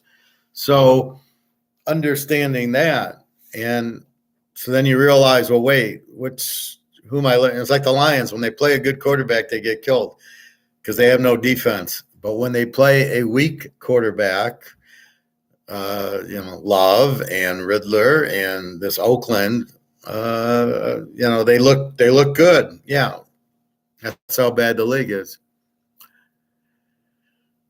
You don't watch hockey? Sucks. No, I don't watch. I haven't watched hockey in a long time. Bobby Knight, Pat, yeah. I don't collect antiques. I do buy DVDs if it's a movie I like, because as it turns out, you need to buy them now, because if you watch Tubi or Pluto or one of these things, it's all full of commercials. I was watching a movie yesterday, and it was so many commercials. I think I was watching The Godfather. There was so many commercials. It was crazy. I must have had 10 commercials the first 45 minutes. So you got to buy them. The only thing I have is Netflix, which I really only like is my show, Money Heist. Otherwise, there's nothing on Netflix that I can't watch on Tubi or Pluto. So I don't. Netflix is a joke. Their stock price I don't get. They said, well, yeah, that's where I go to. I go to Buy It Again or whatever it's called, something. Yeah, I'll go to that store, and they're like, you buy 3 and you get 6 free or something. So if you can find 9 that you can stand watching, but that's the only place you can't really go to. You can't go to like Target anymore and buy them. And then, like I said, Netflix should be like Blockbuster. They should just have the whole list, pick it, but they don't. I don't know what they're fucking doing. I don't know who runs Netflix. They ought to be fired for the way they run it. Now they keep raising prices. I mean, what the fuck are they? How do you raise prices when you have a bunch of shit? Like I said, except for Money Heist, and that was a great. But really, the second one was a great one. Series 4 and 5, or 3, 4, 5. 1 was terrible. 2, they ended it nicely. So the thieves got away. That's what everybody likes about it. And the professor who's outsmarts them all. Sort of like yours truly. We outsmart everybody. Well, Blockbuster was good. They'd have it. That's why I don't understand Netflix. Well, here's about 8 movies that you are interested in that. Okay, so you get it for a whole month. Okay, so Batman comes out. Okay, watch it. How many times do you want me to watch this movie? There should be a ton. Then I go to Tubi and there's 25 movies that I can choose and I watch. But outside of that, Blockbuster doesn't know what the fuck they're doing. So again, Tennessee Pitt 2.5, 36. I like the dog and I like the over. I think if I do play, I'll play the over. But these Thursday night games are always, if I play the over, it'll be 10-7. If I go under, it'll be 24-20. So my score is 24-20. Pickett against Levis. I think if they both stay healthy are fine. See, it's funny. Pickett hurts his rib. Now he'll probably wear a flak jacket. And you're saying to yourself, well, why didn't you wear the flak jacket first so your rib wouldn't get hurt? I mean, these guys are so fucking stupid. So, yeah, the pros, what you're dealing with is a bunch of injured players and a bunch of quarterbacks that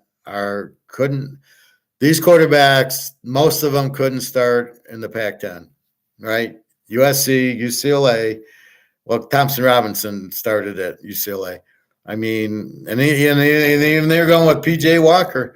I mean, they couldn't start at Oregon. They couldn't start at Washington. They couldn't start at USC, Utah. If Rising was there, they wouldn't start. Couldn't start at Notre Dame over Hartman.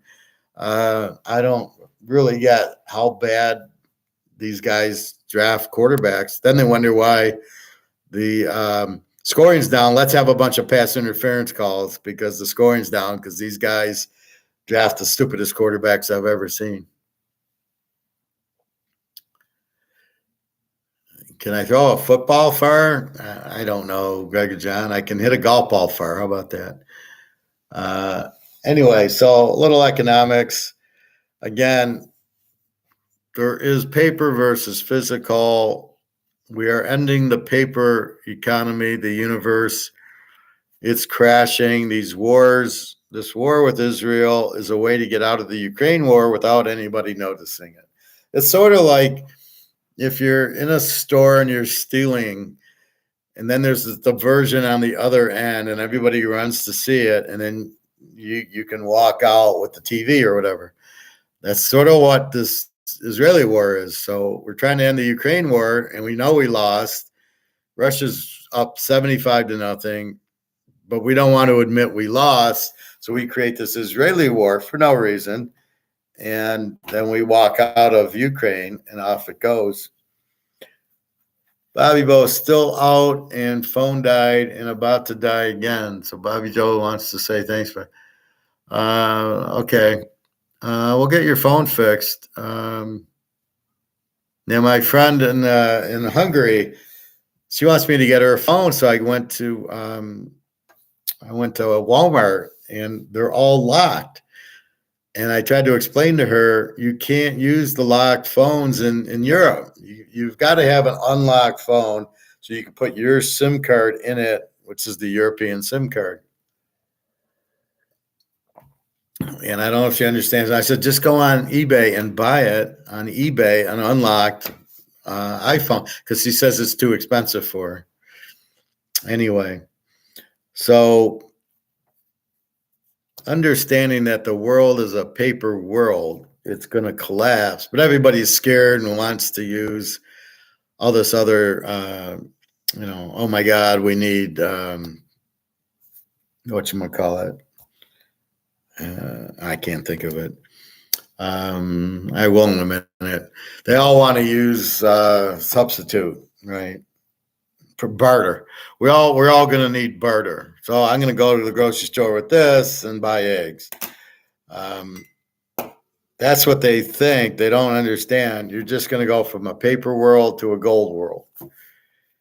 And if you're ahead of the game like we are, we're buying as much gold and silver as we can buy. That's what happens. That's what you do because of that. So that's what's happening, because these idiots, the same idiots that are running a football team, are running the government and running the economy. And that's what's happening. So they are running with the paper, and they're destroying the paper to zero. And after that, they want to come out with the CBDCs or whatever, Joe. It doesn't matter. They're just doing it on purpose, and it'll be worthless. So the paper's going away, but the gold will replace it. But most people can't see that. The Russians and Chinese can see it, but nobody else. So it becomes, you need to buy gold and silver to replace your paper. So you got to get out of the paper before it crashes, AKA the Titanic, where the boat's sinking. So you get out into the gold boat, and that's what's happening with the paper market. It'll just be the paper market collapsing. It's not like the end of the world. It'll just be, we're shifting to the gold market. And since Russia and China have all the gold, it's to their advantage. The gold and silver price will go up very high, and that'll be it. And when that goes high, people with gold and silver will make out. People with paper will wonder what happened, that their paper isn't worth anything. Well, paper's already collapsed. What they're trying to do is cover it up with this war. And the Israeli war covers up the paper, right? And they'll just blame it on the war. They'll blame it on Putin. They're the ones causing it because they're printing it to zero, which you can't have. So your gold and silver is your out. But good luck trying to get anybody to tell you that besides me. It's your retirement planning. You don't need life insurance, just have gold. You don't need retirement planning, just have gold. But you think they're going to tell you that? So go talk to your financial planners or your broker, whoever you would talk to about your retirement. They're going to say stocks and get dividend stocks. And then you're going to say, how about gold? And they don't make commission on it. They'll freeze up. They won't know how to answer it. Gold doesn't do much. It's low. You realize that's paper gold. No, that's the free market price. No, it isn't. It's the gold. And then you're going to argue with them. And then you just say, fuck it. I'm not going to argue with them. And that's really what it is. So the real assets, the gold and the silver and, my home, these are assets. I would rather have gold and silver than my homes in this crisis, because gold and silver hasn't gone up yet. I don't know what this is worth, especially as a PSA 10. I do know it's limited to 50, I hope. I do know this is limited to 100. So that's what you want, are limited ones. Greg and John, stop with all the personal questions right now, please. So what you have is that the gold hasn't gone up yet. So the Montana rookie card's 125 for the PSA 10 has gone. That's market value, but you don't have that in gold. Once you get it, then it's really Katie bar the door, as Keith Jackson would say. So we know this is zero. So you're getting out. So step one, you're getting out of this. And you can either you can buy this, or you can buy the gold. And I recommend the gold because the gold hasn't gone up yet in the market. Now, of course, JP Morgan, who prints the money, wants to keep the value of the gold down. So you'll still be interested in this, because this is the biggest Ponzi scheme there is that you think this has a value, and it doesn't have any value. This is worthless. This is worthless. This is a euro. They're worthless, but you think, oh, I can go to the store and buy €5 coffee or whatever I can buy there. So you think it's not worthless. And, what are you going to do? So That's the biggest scam that they're playing on us. And the way to get out of everything is gold, because nobody knows you have it. They can't tax you on it. So there's no like interest income on gold. There's nothing there. When you sell it, you might not sell it. You might buy a house or a car with it. Maybe you buy a car. Maybe I buy this with the ounce of silver. Again, then all the prices have to change. So let's say this is worth $5,000, a 50 count Mahomes card. Could be. Have no idea. Let's say it's $5,000 in cash in this. So what's going to happen is this goes to zero. This goes to zero. This is what this market's going to be. Everything in this market, when this goes to zero, goes to zero. Stocks, bonds, the banks, your money, your house, your car, all goes to zero in this universe.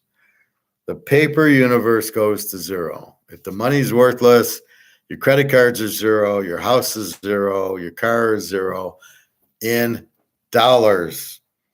This is the point most people are missing, including Mark McGuire and Alligator. They don't quite understand that in this universe, when this goes, all that goes. This is what the word they're missing is. But here comes gold. Now this is $5,000 of this. This is worthless. This is worthless. So every asset's worthless. Then you switch to gold. And now, what is this worth in gold? What's gold worth? Gold won't be worth anything in this. Gold will be worth in gold. And that's really what the difference is. So everything gets priced in gold. This goes to gold. This then gets priced in gold. So this goes from $5,000 to a quarter ounce of gold. And we don't know what a quarter ounce of gold is in dollars because there's no more dollars. So the gold is the only thing in this, in your house, in your car. Your house is going to get switched to gold. So you got a $500,000 house and you're paying, and you try to sell it and it's 10% interest. The dollar collapses. So now what happens? The value of your house in dollars goes to zero. But the house has a value in the new currency, which is going to be this backed by gold. What's the value of gold going to be? Now you're going to value this in gold, not the other way around. So you'll see, a tenth of what will a quarter ounce of gold buy? It'll buy a lot. What will an ounce of gold buy? A whole fucking house. So now your $500,000 house is worthless in dollars, but has a value in gold or whatever the new currency, but it has to be gold back is. If the currency comes out and it's not gold back, forget about it. It's worthless. So if the CBDC or the new dollar or the new euro, and they will be new ones, they're going to come out with new ones in 2024, and they'll be worth zero. If they're not backed by gold, they're worthless. They're just paper like this. However, then you get it priced. Your house gets priced in gold. Your car gets priced in gold. And that's the key. That's why you own gold, because at that point, how do you afford? What are you going to pay for it with? You can't. Now I can go with 2,000 of these and go to the coin store and buy an ounce of gold.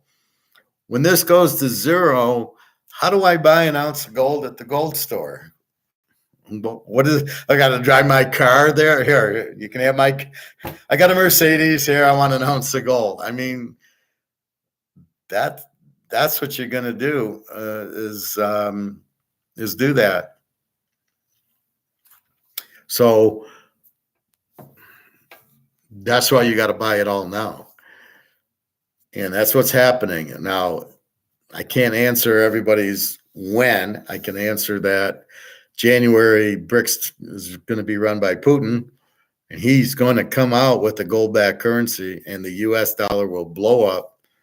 They'll come out with $1 too, but it'll be like Venezuela. It'll all be worthless. You can't replace the dollar. You can't replace toilet paper with toilet paper and have a value. Your only value is going to be gold. So again, there's two universes. There's the paper universe that like Venezuela keeps having, that they keep making more and more dollars, and the dollars keep coming out to, higher and higher inflation because they're worthless. So you can't just print dollars to get a value. You have to have something that has value like gold and silver. That's why the dollars should be backed by gold and silver. The problem is the governments want to print their ass off like JP Morgan and Biden wants to put in his pocket. And they want to do that so they don't want to be hindered.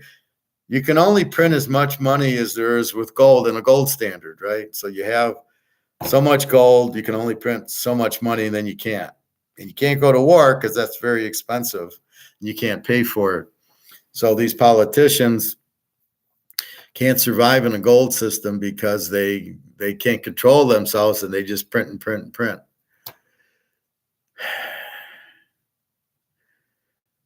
Well, you do what you want, Greg and John. I see you're here.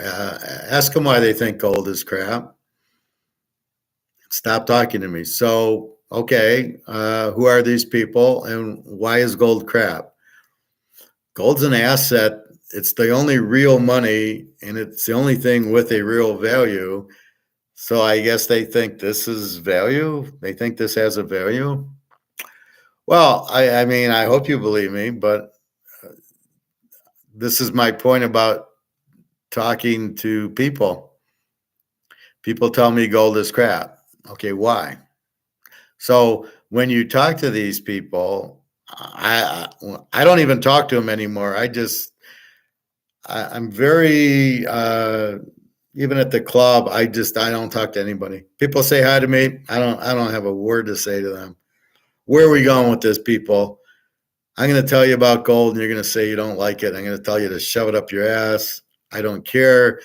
If you want to survive, you need an asset and you need money.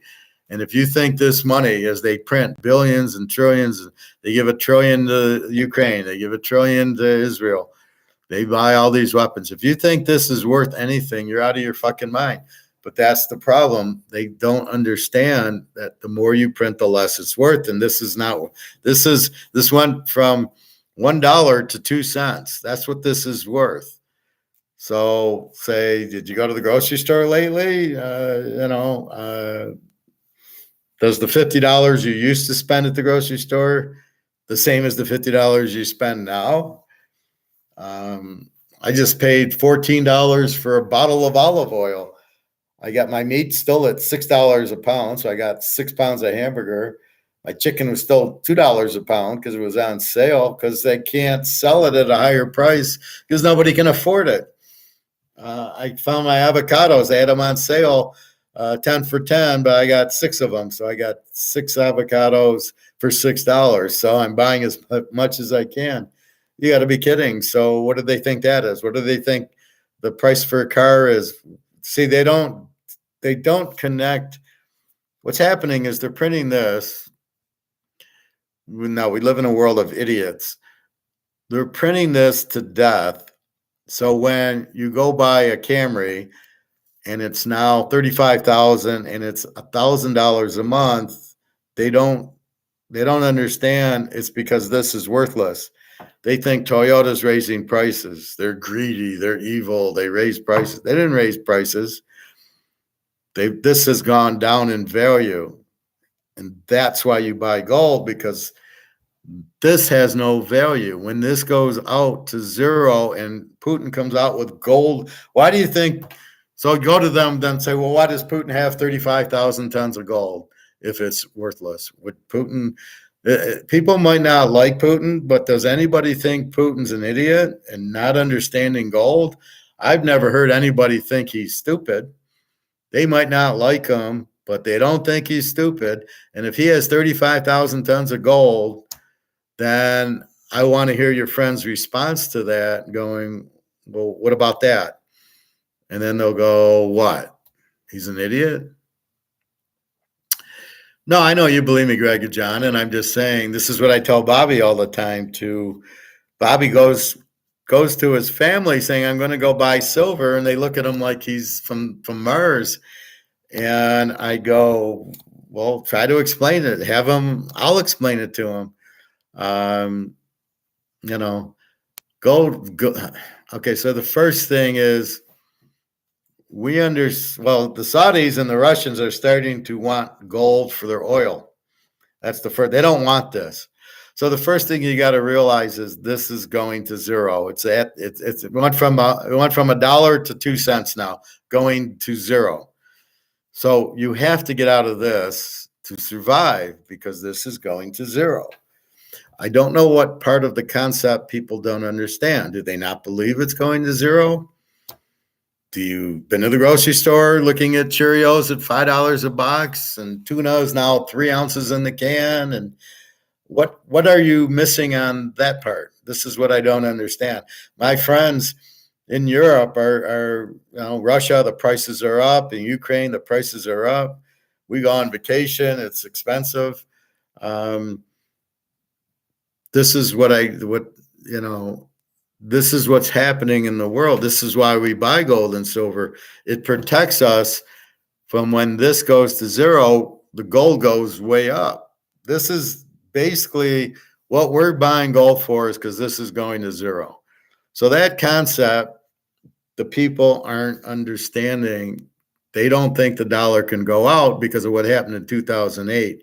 You did not have this heavy inflation and all the dollars printed. You had a housing crisis because thanks to Clinton, they allowed people with no credit and no job to get a house who couldn't afford it. They get on in, and then these adjustable rate mortgages at 2%, that as soon as they went to 4 and 6, they couldn't afford it. That was due to the government. That was due to Clinton. He signed that into law. I showed you that before. It's on one of our videos. So they've printed the money to zero. The money has no more value. So you can have 100 grand in pay. So ask them this, Greg and John, do you want $100,000 in this, or do you want $100,000 in gold and silver? And the difference is, exactly to your point, there's no risk in gold and silver. It can't go to zero because they can't print it. You got JP Morgan running the printing press, printing. You got the first money heist. What did they do? They printed 1 billion euros. What did they do in the second money heist? They stole 90 tons of gold. And why didn't they print more money then, right? So you've got to understand this is worthless. This is worthless. All of the paper is worthless. So you either get out of it and you got to so then you need the new universe. So it goes to gold and silver. Universe can never go to zero. It didn't go to zero in the Roman Empire. It didn't go when the French had it, when the Spanish had it, when the British had it. Now we have it. What did we do? We got rid of our 8,000 tons. Not a smart move, but by Keynesians who don't understand it. So in the Austrian economy world, or classical economy, it used to just be Austrian classical, and which was the same, and Keynesian. Now they've come up with 4 or 5 different auxiliary economists. In The Big Short, the guy's called a behavioral economist. What the fuck is that? Adam Smith watched Behavior, so I don't know. Was he a behavioral? I used to collect coins with the cards, but I lost them. Gold coins or just coins? How is gold made? Well, the same thing the way paper is. They take gold and they melt it, it gets really hot, and then they mint it into coins. So there's a mint. The same way you make quarters, dimes, and nickels. They make gold. They just use gold instead. It's indestructible. You can melt it down, but you can't destroy it. Hot or cold, you can't break it.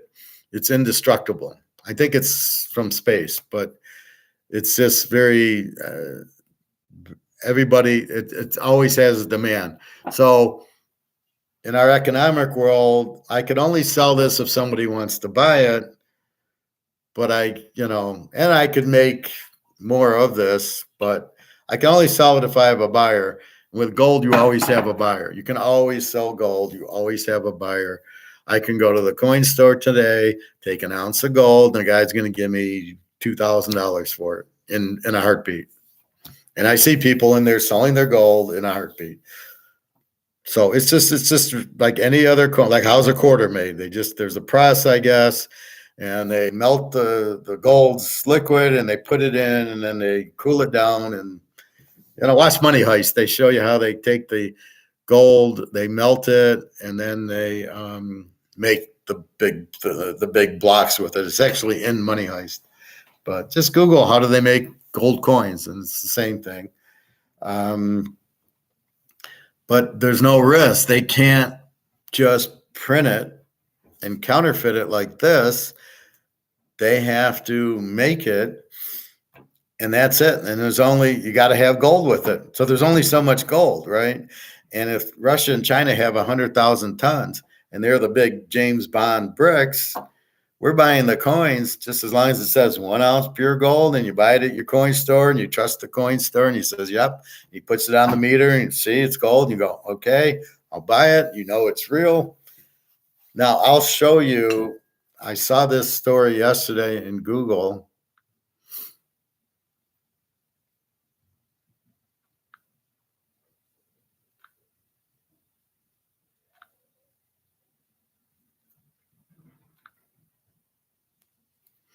And I wonder if it's still there.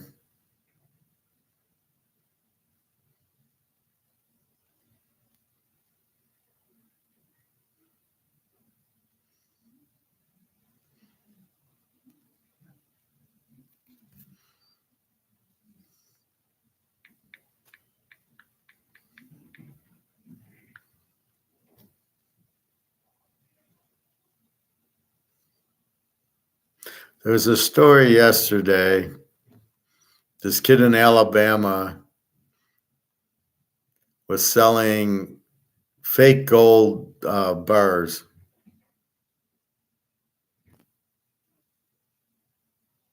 I can't find it.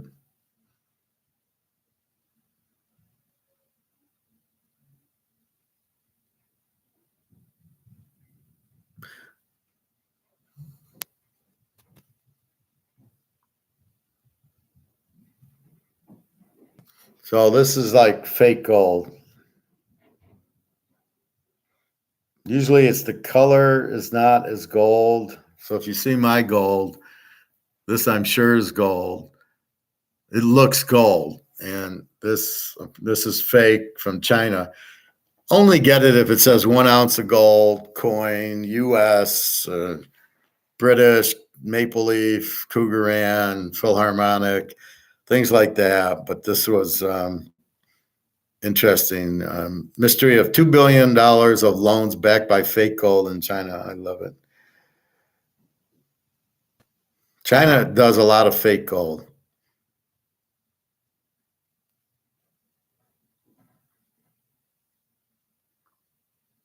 Usually if you put a magnet, so if I held the magnet up to this, it wouldn't hold it. If it's fake, it will because of the metal they use. Anyway, this guy was selling like bars like this. That's a bar. It was fake. You can usually tell by the color. And if it doesn't say 1 ounce of gold on it, take a magnet to it, see if it sticks. If it does, it's fake. Otherwise, go to the store where they have those machines. But the bottom line was there is counterfeits, but not if you buy the normal coins. If you buy the bars, this was really strange looking. I don't know. I don't think I saved it.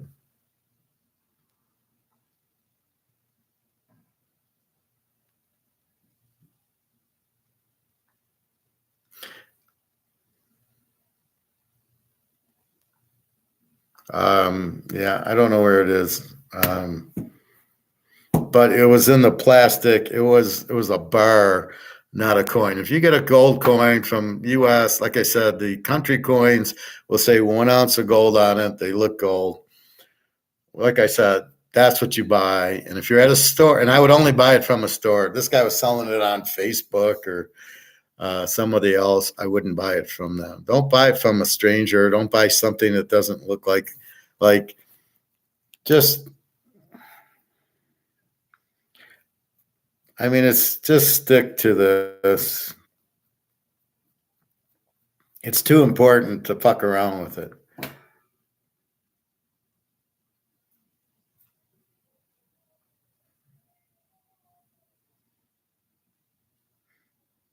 So, I mean, just stick to this, right? It's very obvious. See how it says 1 ounce of pure gold. That's real. 2080. Also, the price will be off. They'll sell it for $100. You're selling an ounce of gold for $100. That's worth 2,000. Doesn't make sense, right? So that'll be another tip off. But they say 1 ounce of gold on it. That's what you want. So just stick with these coins: U.S., Canadian, Cougaran. They say 1 ounce, and you don't have any. That's it. There's no, and they can't inflate them. They can't just print a million of them because you got to have gold to print them. And these are coming from the government, so they can't. So just buy these, you're fine. It's when you buy this shit bars that, from Joe Blow, and you're like, if you're going to trust that guy, you're out of your mind. But once you have it and you're sure it's real, there's no risk to it. It can only go up. It can't go to zero because there'll always be a buyer for it because everybody realizes that everybody realizes it because they realize gold's real value. So Greg and John, offer your friends. No, if you're safe at a coin store, especially if he has the meter, then you can always say, can you just, I want to make sure it's real, and he'll put it on the meter and you go, okay. Then you can trust the guy. Like where I go, I know it's real gold. He has the meter. He won't take it if it's not real. So, because he doesn't want to get caught with it. So go to your people. Tell me gold is crap and stop talking to you. Go to those people and, ask them about inflation, which they won't know. It's the corrosion of this. It's the devaluation of this by overprinting it. That's all inflation is. It's got nothing to do with prices. And see what they say, and then say, well, would you rather have an ounce of gold or $2,000? And then you say, well, they can't print gold. They're printing the dollar to death, but they can't print gold. And see, there's always demand, and you can't inflate it, and it'll never go to zero. So what's wrong with gold? The fact that, they don't get that JP Morgan holds the price down. Therefore, the price isn't what it should be. That's what most people don't understand. They'll say, oh, well, look, it's only worth $19.75. It's never really gone up. That's as high as it's going. And it's like, it's price controlled. That's the problem. It's not at free market. It's at the government not wanting it to go up, because once people realize that, they won't want the dollar. Meanwhile, they're fucking everybody by having the dollar go to zero. Is the government fucking us? So do these people want to stay with the government? Fine. Good luck. Wish them good luck and say, okay. Ask them where's your money at? Do you realize your money's going to zero? That's a fact. That's not an opinion. This is worthless is not an opinion. It's a fact. People aren't, they're so blindsided by faith in Joe Biden or whatever the fuck it is that they don't understand it has no value anymore. So is gold more limited than paper? Well, of course. Paper, you just keep printing. That's the problem with it. Paper, there's no limit to it.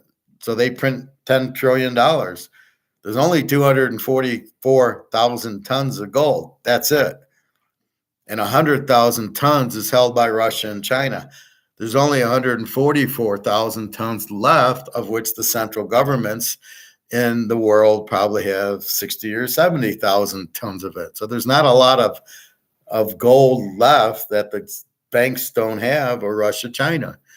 And the question you ask your friends is, so do you think Putin's an idiot? He has 32,000 tons of gold. And that usually gets them thinking, going, well, fuck it, Putin has it. Maybe he's, he knows what everybody trusts that he's smart. We might not like him as far as he's Russian and it's a war, but nobody challenges the fact that he's smart. And if he's got 32,000 tons, nobody's challenging that, going, well, why does he have gold? Because why did he say this is like a candy wrapper? He doesn't even want dollars. So that's how you counter it. But what I tell you is this is already worthless. So you can still trade it in for gold, or you can still trade it in for Mahomes cards or Bonds cards. So you can still trade it in for this. I'd rather have this. This is real. This is numbered. This. There's only 100 of these. There's only 50 of these. That's it. I mean, there's trillions of. I mean, just look at it from an asset. There's trillions and trillions of these. There's 90 trillion outside the country about to come back once these people realize that the dollar is collapsing. See, right now, the Ponzi scheme is that people don't realize this is collapsing. They just think prices are going up. And what do they say? Well, that's inflation. The prices are going up. Not that the dollar, it takes more dollars to buy more food. That's all it is. It's not really the price going up. This is worth less and less and less. So now to buy a $10 steak that used to cost $3, I need 10 of these. Or even a better, more easier answer, it used to cost $35. 35 of this to buy an ounce of gold is now 2,000 of these to buy the same ounce of gold. That's how I explain economics the best, because you now need $2,000, but it's still an ounce of gold. So it's not like the gold did anything. It's the dollars losing value. And that usually opens people's eyes up, that your friends that you're talking to, it'll open their eyes up. Now, you got to be careful. You're talking probably to Keynesians, because most people do not understand Austrian economics because it's not taught. I got lucky. I got into my master's program in 93, 94, 95. I got taught it, and it just opened my eyes so I can teach it now. It never occurred to me to teach it because I was kind of tied up in other things. But then as I'm seeing what's happening now, I got to speak up. I got to warn people. This is not good. You're gonna get fucked. You're gonna hold these. So you got $100,000 in the bank. It's gonna be worthless. It won't buy anything. It's gonna buy Oreo. Go to Venezuela. Okay, people don't believe you. Go to Venezuela. Look at their inflation. It's like 60,000%. Check up how much are Oreos there. How much are Cheerios in Venezuela? And it's probably like 30,000 whatevers. Daria needed a passport, and it was like 7,000 rubles for a passport. When you do the math, it was like $25 or $30, right? So all she needed, the value of their dollar is gone, right? So for a simple passport that should be $20, it's 7,500 rubles. Right? So that's the inflation. The ruble is worth so little that to get $25, you need 7,500 rubles. And that's what's going to happen here. The difference is everything's priced in dollars. We're the reserve currency, but that's going to be gone. So what we're going to be doing is pricing it in gold. How much dollars are we going to need to buy gold? A lot. So eventually it won't be priced in gold. So I don't know what your friends or people are thinking, but you need to ask them about, present it that way. Present Putin, present Austrian economics, which they won't understand. I guess they'll think the government's going to take care of them. Yeah, well, yeah. Did you see World War II's movie? Yeah, Hitler took care of his guys good.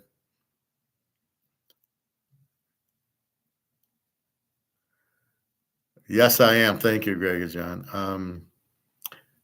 Well, why do you buy limited edition things? Is because why do you think I have this 50 count Mahomes card? 50 count. Why do you think I have it? Because I know they can only, it'll hold its value.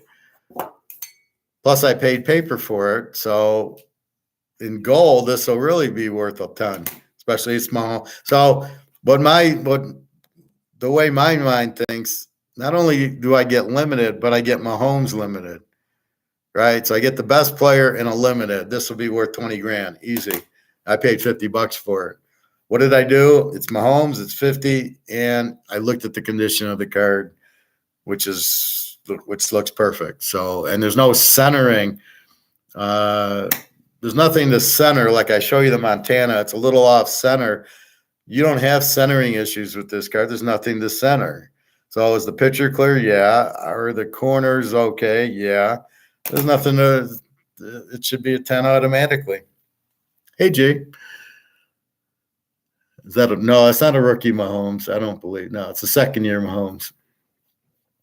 So, G, I'm loaded this week. I got about 20 college picks that I just talked about that I got to try to narrow down probably to 10 or 12. And I posted another lock. So there's 2 locks posted already. And then I'm waiting. Like I could lock the Rams because Love cannot be favored. And there's a few others that I'm waiting on. But basically, there's so many good games. Yeah, the locks are college picks, and I can easily lock a pro, like I said, once I get, go against just terrible quarterbacks. You got to watch what you send for grading. They hate giving out 10s to cards. I don't know if they hate it as much as they might steal it. I've had the Montana for years, and I thought about getting it graded. And if it's a 10, are they really going to give me the card, or are they going to switch it? I have a really strong Mantle card, 68. I had a really strong 69 Bobby Orr. And my thought is, if it is a 10, are they going to actually give me the card back, or are they going to keep it, find a lesser card, and give me back a 9, give me a 9 and keep the 10?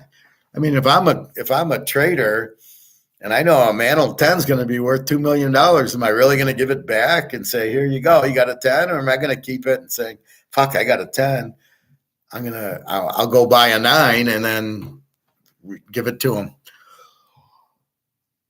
That's always been my problem getting cards graded, because I don't trust it. I opened up a Jeter because it wasn't PSA 10.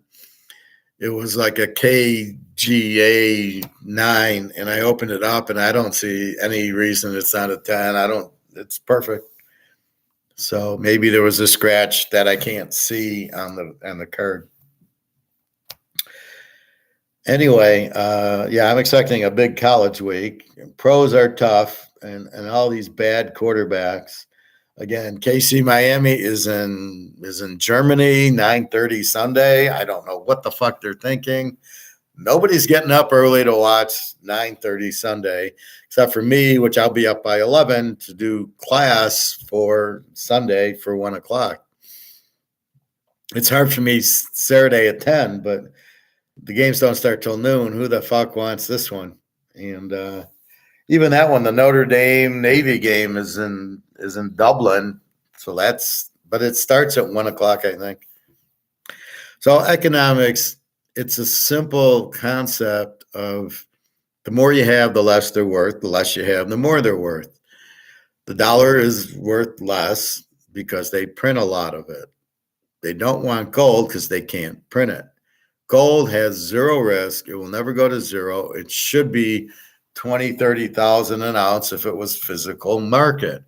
It's being held paper by New York and London so they can keep the value of the dollar strong, because they know if in a competitive marketplace, gold will kill the dollar. Then we have our answer. Here comes Putin and China with 100,000 tons of gold, about to come out with gold-backed currency because nobody wants the rule. So he's like, okay. And here comes, here it is. And dollar, here it is. Gold-backed currency. But you know what? To need the gold-backed currency, we need a higher price and not this fixed 2,000. So once they get rid of the fix, which is very soon, then we'll get a real gold price. So right now it's on sale. Silver at 25 an ounce. You'll never see it again. Once it goes and hits 2,000-3,000 an ounce, you'll never see 25. So go tell your friends that one, Greg and John. Say, how about silver at 25? You think that's the real price? And they'll tell you, yeah, that's the market price. This is what these idiots think, is that it's not a paper and a physical price, but it's in the paper price is the supply demand. Like selling this and selling it in paper are two different things, but they think it's the same. This is what we want gold to be priced in. This is what it is. It's priced in paper, not in physical. So most people don't understand that concept, think gold is priced right, not paper and gold. They don't even understand the difference. So that's how I would start it, Greg and John, saying, what don't you like about gold? Are you talking the paper price or say maybe which price are you talking about? There's two prices, and they'll be like, no, there's not. There's just one. And then you get up and walk away and you go, case closed. But yeah, I agree. The grading of the card, again, it's a trust issue, but it's the same thing. Who do you trust with this? Who do you trust? You're trusting the government is fucking everybody over. Am I making the money worthless? And nobody knows it. And that's the way they like it. They want everybody stupid. And then you've got your people here telling you gold is crap and stop talking to me. I'm not forcing you to talk to me, but tell them to come on and they can talk to me. Be men about it. So, we don't like gold. We think it's crap. Let them, so you're talking to liberals, because liberals will kind of bitch and moan, but they won't support it. Why don't you like gold? So that's what you got to ask them. If these are your friends, say, well, why not? And then, but are you talking paper gold or physical gold? And then you got them right there, because they won't know the difference. Most people don't understand the difference. That's why most people aren't into gold, because they think the paper price is the real price, and it's not, but most people don't understand that. And that's what they do. TK, can they steal your card while grading? I don't know why not. You got to watch. I don't think they mind giving out PSA 10s, but can they steal your card while grading? I don't see why not. You're mailing it in to anonymous, some guy sitting there, and he's probably looking for scratches on the card and centering and everything else. So he's looking at it.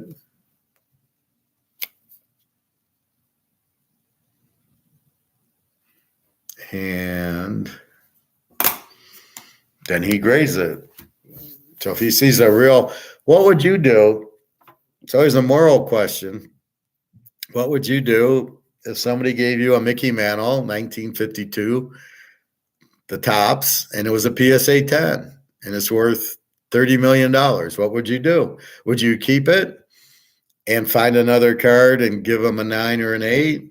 Or would you actually grade it? It's a 10 and send it back to the guy. You're sitting on $30 million. How honest are you going to be grading the card? That's why I have a hard time. I would want to go to the grader and sit down next to him, go grade the card. And I want to make sure I get my card back. That's what I would want to do. And if I can't do that, I'm very leery to now there's some cards I would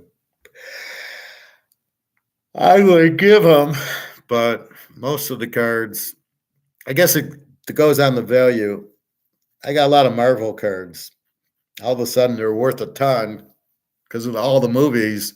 PSA 10. So let's say I have a Wolverine card. All right, PSA 10, it's maybe worth $1,500. Okay. That one I probably would get back, probably PSA 10. Yes, you get it. It's the Montana and the Rice rookie that are worth over 100 grand, and the Walter Payton rookie and the Earl Campbell rookie that are all worth over 100 grand. That do they give it to me or not? Let's say you have the Jordan rookie. What are you going to do with that? Are you the 86 Jordan? Are you going to, it's worth $10 million? Are you going to, do you think you're getting that back 10, or do you think if you're the grader, you're going to not keep the card? I mean, it's got to be very tempting, and I don't know enough about PSA to know how close the card is, because I had a friend in Vegas, and he says to me, my friends sent in these 10s and they came back 9s and 8s. And that's what I'm going, yeah, because they didn't get their card back, is my guess. Can you tell it's your card when you get it back? No. This case I can, because it's numbered 40 or 50. So if you send in a numbered card, you know the number. So they can't, if this is a 10, he can't give me card 46 out of 50 and it's call it a 9, because I know it's got the serial number on it, just like the Bonds card. This is 99 out of 100.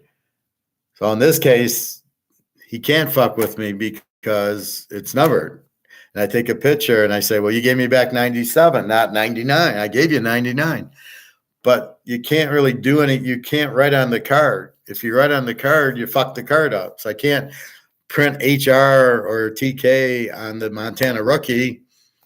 Then I've ruined the card. So all you can do is those cards you're fucked with, those older cards.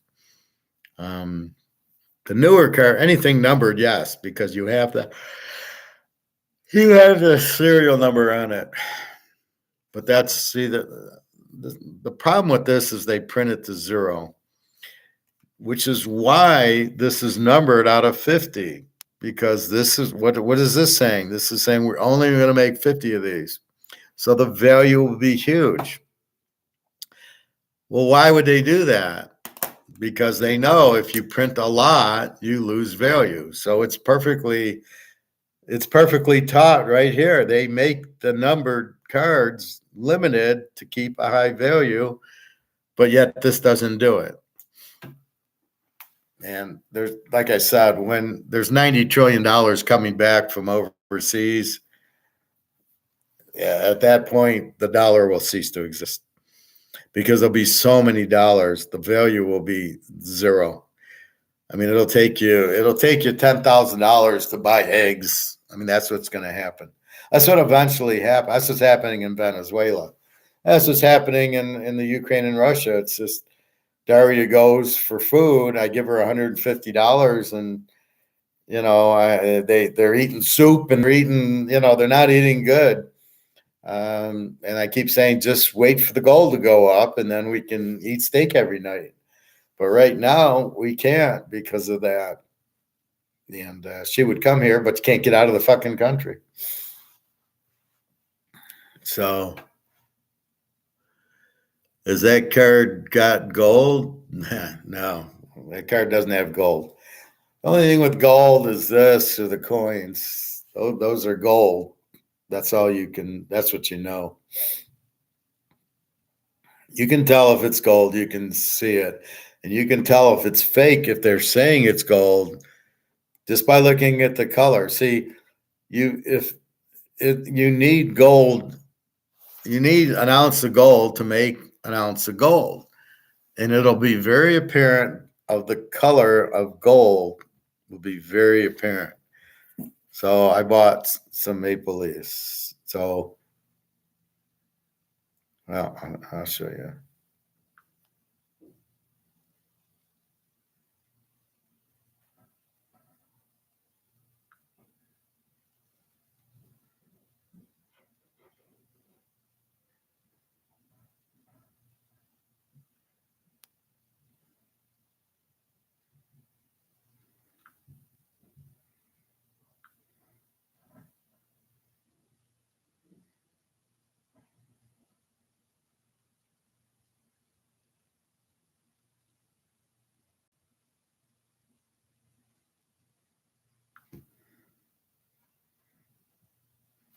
I mean, here it's very clear these are gold, right? Krugerrand, the Maple Leaf's a little bit more gold, but it's very clear these are gold coins, especially when you look at them live.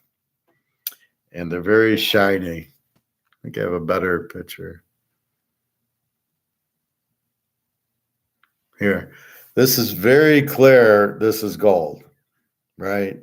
1 ounce, it says 1 ounce of gold, but it's very clear that it's gold. So my point is, the only way to counterfeit it is you can't use an ounce of gold. Otherwise, it's an ounce of gold. So you're using copper or maybe a little bit of, maybe using a 1/4 ounce of gold and copper. Well, the color's not going to look like this. The color's going to be a dull gold. And so it's going to look funny to you. This was very sharp gold, and you could see it's very sharp. But if it was counterfeit, it just wouldn't, the color would just, if you keep looking at gold enough, you realize what gold is. And when you see counterfeit and you see it a little more brown or a little different color, you go, this doesn't look right. The color doesn't look right. And that's when you know it's not real gold. If it doesn't look good to you color-wise, then it's not gold. But that's the only way to counterfeit it. Otherwise you use an ounce of gold, it's real gold. So you have to put gold into the gold. You can't, if you put just copper and brass into it, it'll definitely not show. And then your magnet would work more likely.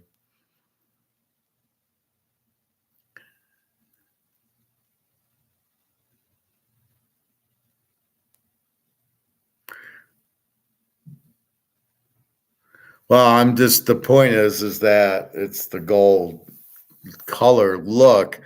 So the counterfeits clearly aren't, the same color. But that's what you have to understand, and what these other people who aren't really understanding is this is going to zero. That's the first concept. This is going to zero. That's what you must understand. And if you don't understand that this can be printed to zero, you're lost already. So if you go to your friends, do you realize this is being printed to zero? They probably won't get that concept. And then, well, gold can't be printed, so we're buying gold because it's real money and the dollar's going out, which they probably can't understand that concept. If they fight you on gold having a value or being money and telling you not to buy it, they don't understand. They're clueless anyway. So then you got to go all the way back to the drawing board going, okay, they print the money. The more they print it, it goes to zero. Gold, they can't print, so it won't go to zero. Gold always has a value. There's always a demand. Putin buys it. She buys it. China. And that's really, I don't know how else to explain it. And I don't know, but will these guys listen? My guy at the barbecue place who owns it, he says, well, why will it go up now? He understands gold and silver, but goes, well, why would it go up now? And the answer basically is because of the BRICS countries coming out with gold-backed currency, which has been tried before, and the U.S. basically blows it up. And so here they can't because it's Russia and Putin, so the U.S. can't really touch them. They've already tried the sanctions, and so the U.S. can't do anything, so it will come out. But it took a Russia or China to do it. Fortunately, the U.S., tell your buddy, well, what are you going to do when the U.S. blows up, when the currency blows up? And the food's very expensive because, again, it's in the dollar universe. So everything in the dollar universe becomes very expensive. Everything in the gold universe becomes very inexpensive. So you're just trying to cross universes. You're trying to get out of this universe, or the Titanic. That's why I say the Titanic. The ship's sinking. This is the ship, and the only place is to get to the other ship, which is gold, the gold ship, which can't sink. So it's another scenario of saying the same thing. This is sinking, and that isn't. So I don't know what your friends who don't like gold. See, but you got to realize that most people don't understand it because they're not taught it, not because they're stupid. You can't think they're stupid. They just don't understand. They're not taught gold and they're not taught inflation. Nobody seems to know the definition of it. Oh, price is going up. That's not gold. That's not inflation. You're inflating the amount of dollars is what you're doing.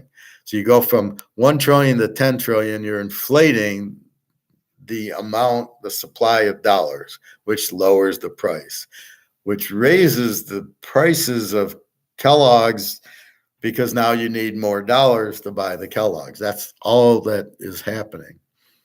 But people don't quite understand that concept. So that's really what you're trying to establish. That's why you're buying gold, because this isn't going to survive. Why isn't it going to survive? Because you can't print it and print it and print it and not have an effect, right? It's like you can have 1 steak and it's fine. 2, maybe. You try to give somebody 5 steaks, you think they're going to eat 5 steaks? No, they can't because they don't want it anymore. It's diminishing returns, and that's what's happening with the dollar. Well, that's what I'm trying to do. I'm teaching right here. This is the YouTube college. And it's all what I learned.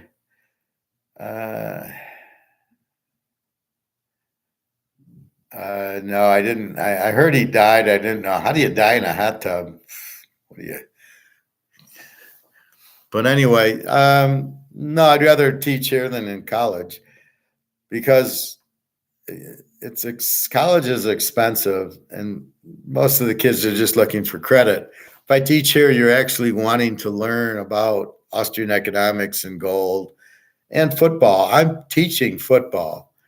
So I'm teaching you, we're talking about tonight's game. We're talking about college. I'm giving you a free pick. I'm trying to teach you how to pick games because it's incredible art that I would say maybe 5 other people are at my level in the world on picking football, and then add economics and gold to it. There can't be more than 2 or 3 people. It's just not, it's just the way my mind works and what I've been taught. I've self-taught myself on football, and I've been taught gold well enough and then understand it watching these movies that I understand exactly what's going on. This war in Israel is simply to end the Ukraine-Russian war, which was simply to get Russia from doing gold-backed currency. It all makes sense. So Russia's going to make gold-backed currency. We sanction them. So now they have a reason. We send bullshit to the Ukraine, which is not a real war. And we want the Russian oil and the diamonds. They say, fuck you. Okay, that didn't work. Well, let's create a different war in Israel. And then nobody will look at the Ukraine-Russian war, which now should be over very soon. But nobody will know it's over. All of a sudden, it'll be a little, on page 9, a little print. Yeah, the Russian-Ukraine conflict's over. But let's blame Putin for the inflation. So we need somebody to blame because, we can't. It wouldn't be our fault. It's got to be Putin's fault because they don't want to be blamed for it. So they won't tell you the truth. They won't tell you 9/11 was a gold robbery. There's a lot of shit they won't tell you, but it doesn't mean it's not true. So they don't want you to know that they're printing the dollar to zero, and then none of them go to jail because it's all they run the government, so they won't put themselves in jail. So that's really how it relates to economics, is just strictly we need a medium of exchange. So we need to get paid for our labor, and then we need to buy things. So they came out with dollars, but you can't keep printing the dollar. It becomes worthless. And here comes another dollar, in this case, gold and silver, so we can then get paid and we can go buy things. We need something, but we need something that isn't printed to death. And that's the problem. You can use dollars if you don't print them to death, but once you start printing trillions and trillions of dollars, which is basically since Biden came into office, he's printed so many trillions of dollars, the value goes to zero because nobody wants it. Would you rather have an ounce of gold, or what would you rather have? The Mahomes card or this? Gold or this? A house or this? Something that's real that you can't fuck up. Nobody wants this. That's why all the countries are getting out. They don't want to be in the dollar. 80 countries are saying, we don't want anything to do with the dollar. The problem is they don't have any other dollar to go to. Here comes BRICS with the gold-backed currency, and everybody trusts gold. That's the kicker. So they'll reprint their dollar, and then they'll just buy gold with it. The difference is we'll reprint our dollar. Our dollar is going to have no value. And if you don't have gold, you're fucked because the dollar will be worthless. So I send, Daria needs 7,000 rubles for her passport, and I send her $50, and there it is. Well, what are we going to do when we need stuff and it's priced in gold? We'll have to send $5,000 to get a $20 meal. That's the problem. So it really fucks the citizens up. They're all broke, and you can't work. All the companies will be in trouble. Stock market will collapse. The bond market will collapse. And nobody will believe it. Nobody will understand it. No, that can't be right, Howard. That's not what happened. And that's really exactly what's happening. So, I'm trying to get seminars going. I like hotels, but at least I do this. And I see some new faces once in a while. Most of my people here are football faces, but occasionally I'll get a few economic people. But anyway, I think that's it. www.teaserking.com. Your free play is Seattle Seahawks over Baltimore plus 11.5. And it's Kansas plus 7.5 against Iowa State. And off you go. So that's your free play. Good luck to you on that. Your free teaser. Otherwise, it's $100 buys you all my picks, and I have 2 locks going this week. I've been red hot on my locks. Last week I had like 8. I think I had 7-1, losing the San Jose State overlock, but hitting everything else. USC over and a bunch of overs. So looking for the same thing this week. We're waiting on some injuries in the NFL, and tonight I suggest either going over with the Tennessee-Pittsburgh game or playing Tennessee plus the 8.5. I think Levis he looked capable last week. We'll definitely know if he lights up Pittsburgh. We'll know what's going on. All right, that's about it. www.teaserking.com. Have a wonderful night. Let me know. I'll hold on another minute, and any other questions or comments. So I just assume do the comments here instead of leaving a comment section, because that I don't like very much. And I hammer some of these guys pretty good. Take care, Greg or John. All right. Have a nice day, everybody. www.teaserking.com. Thank you.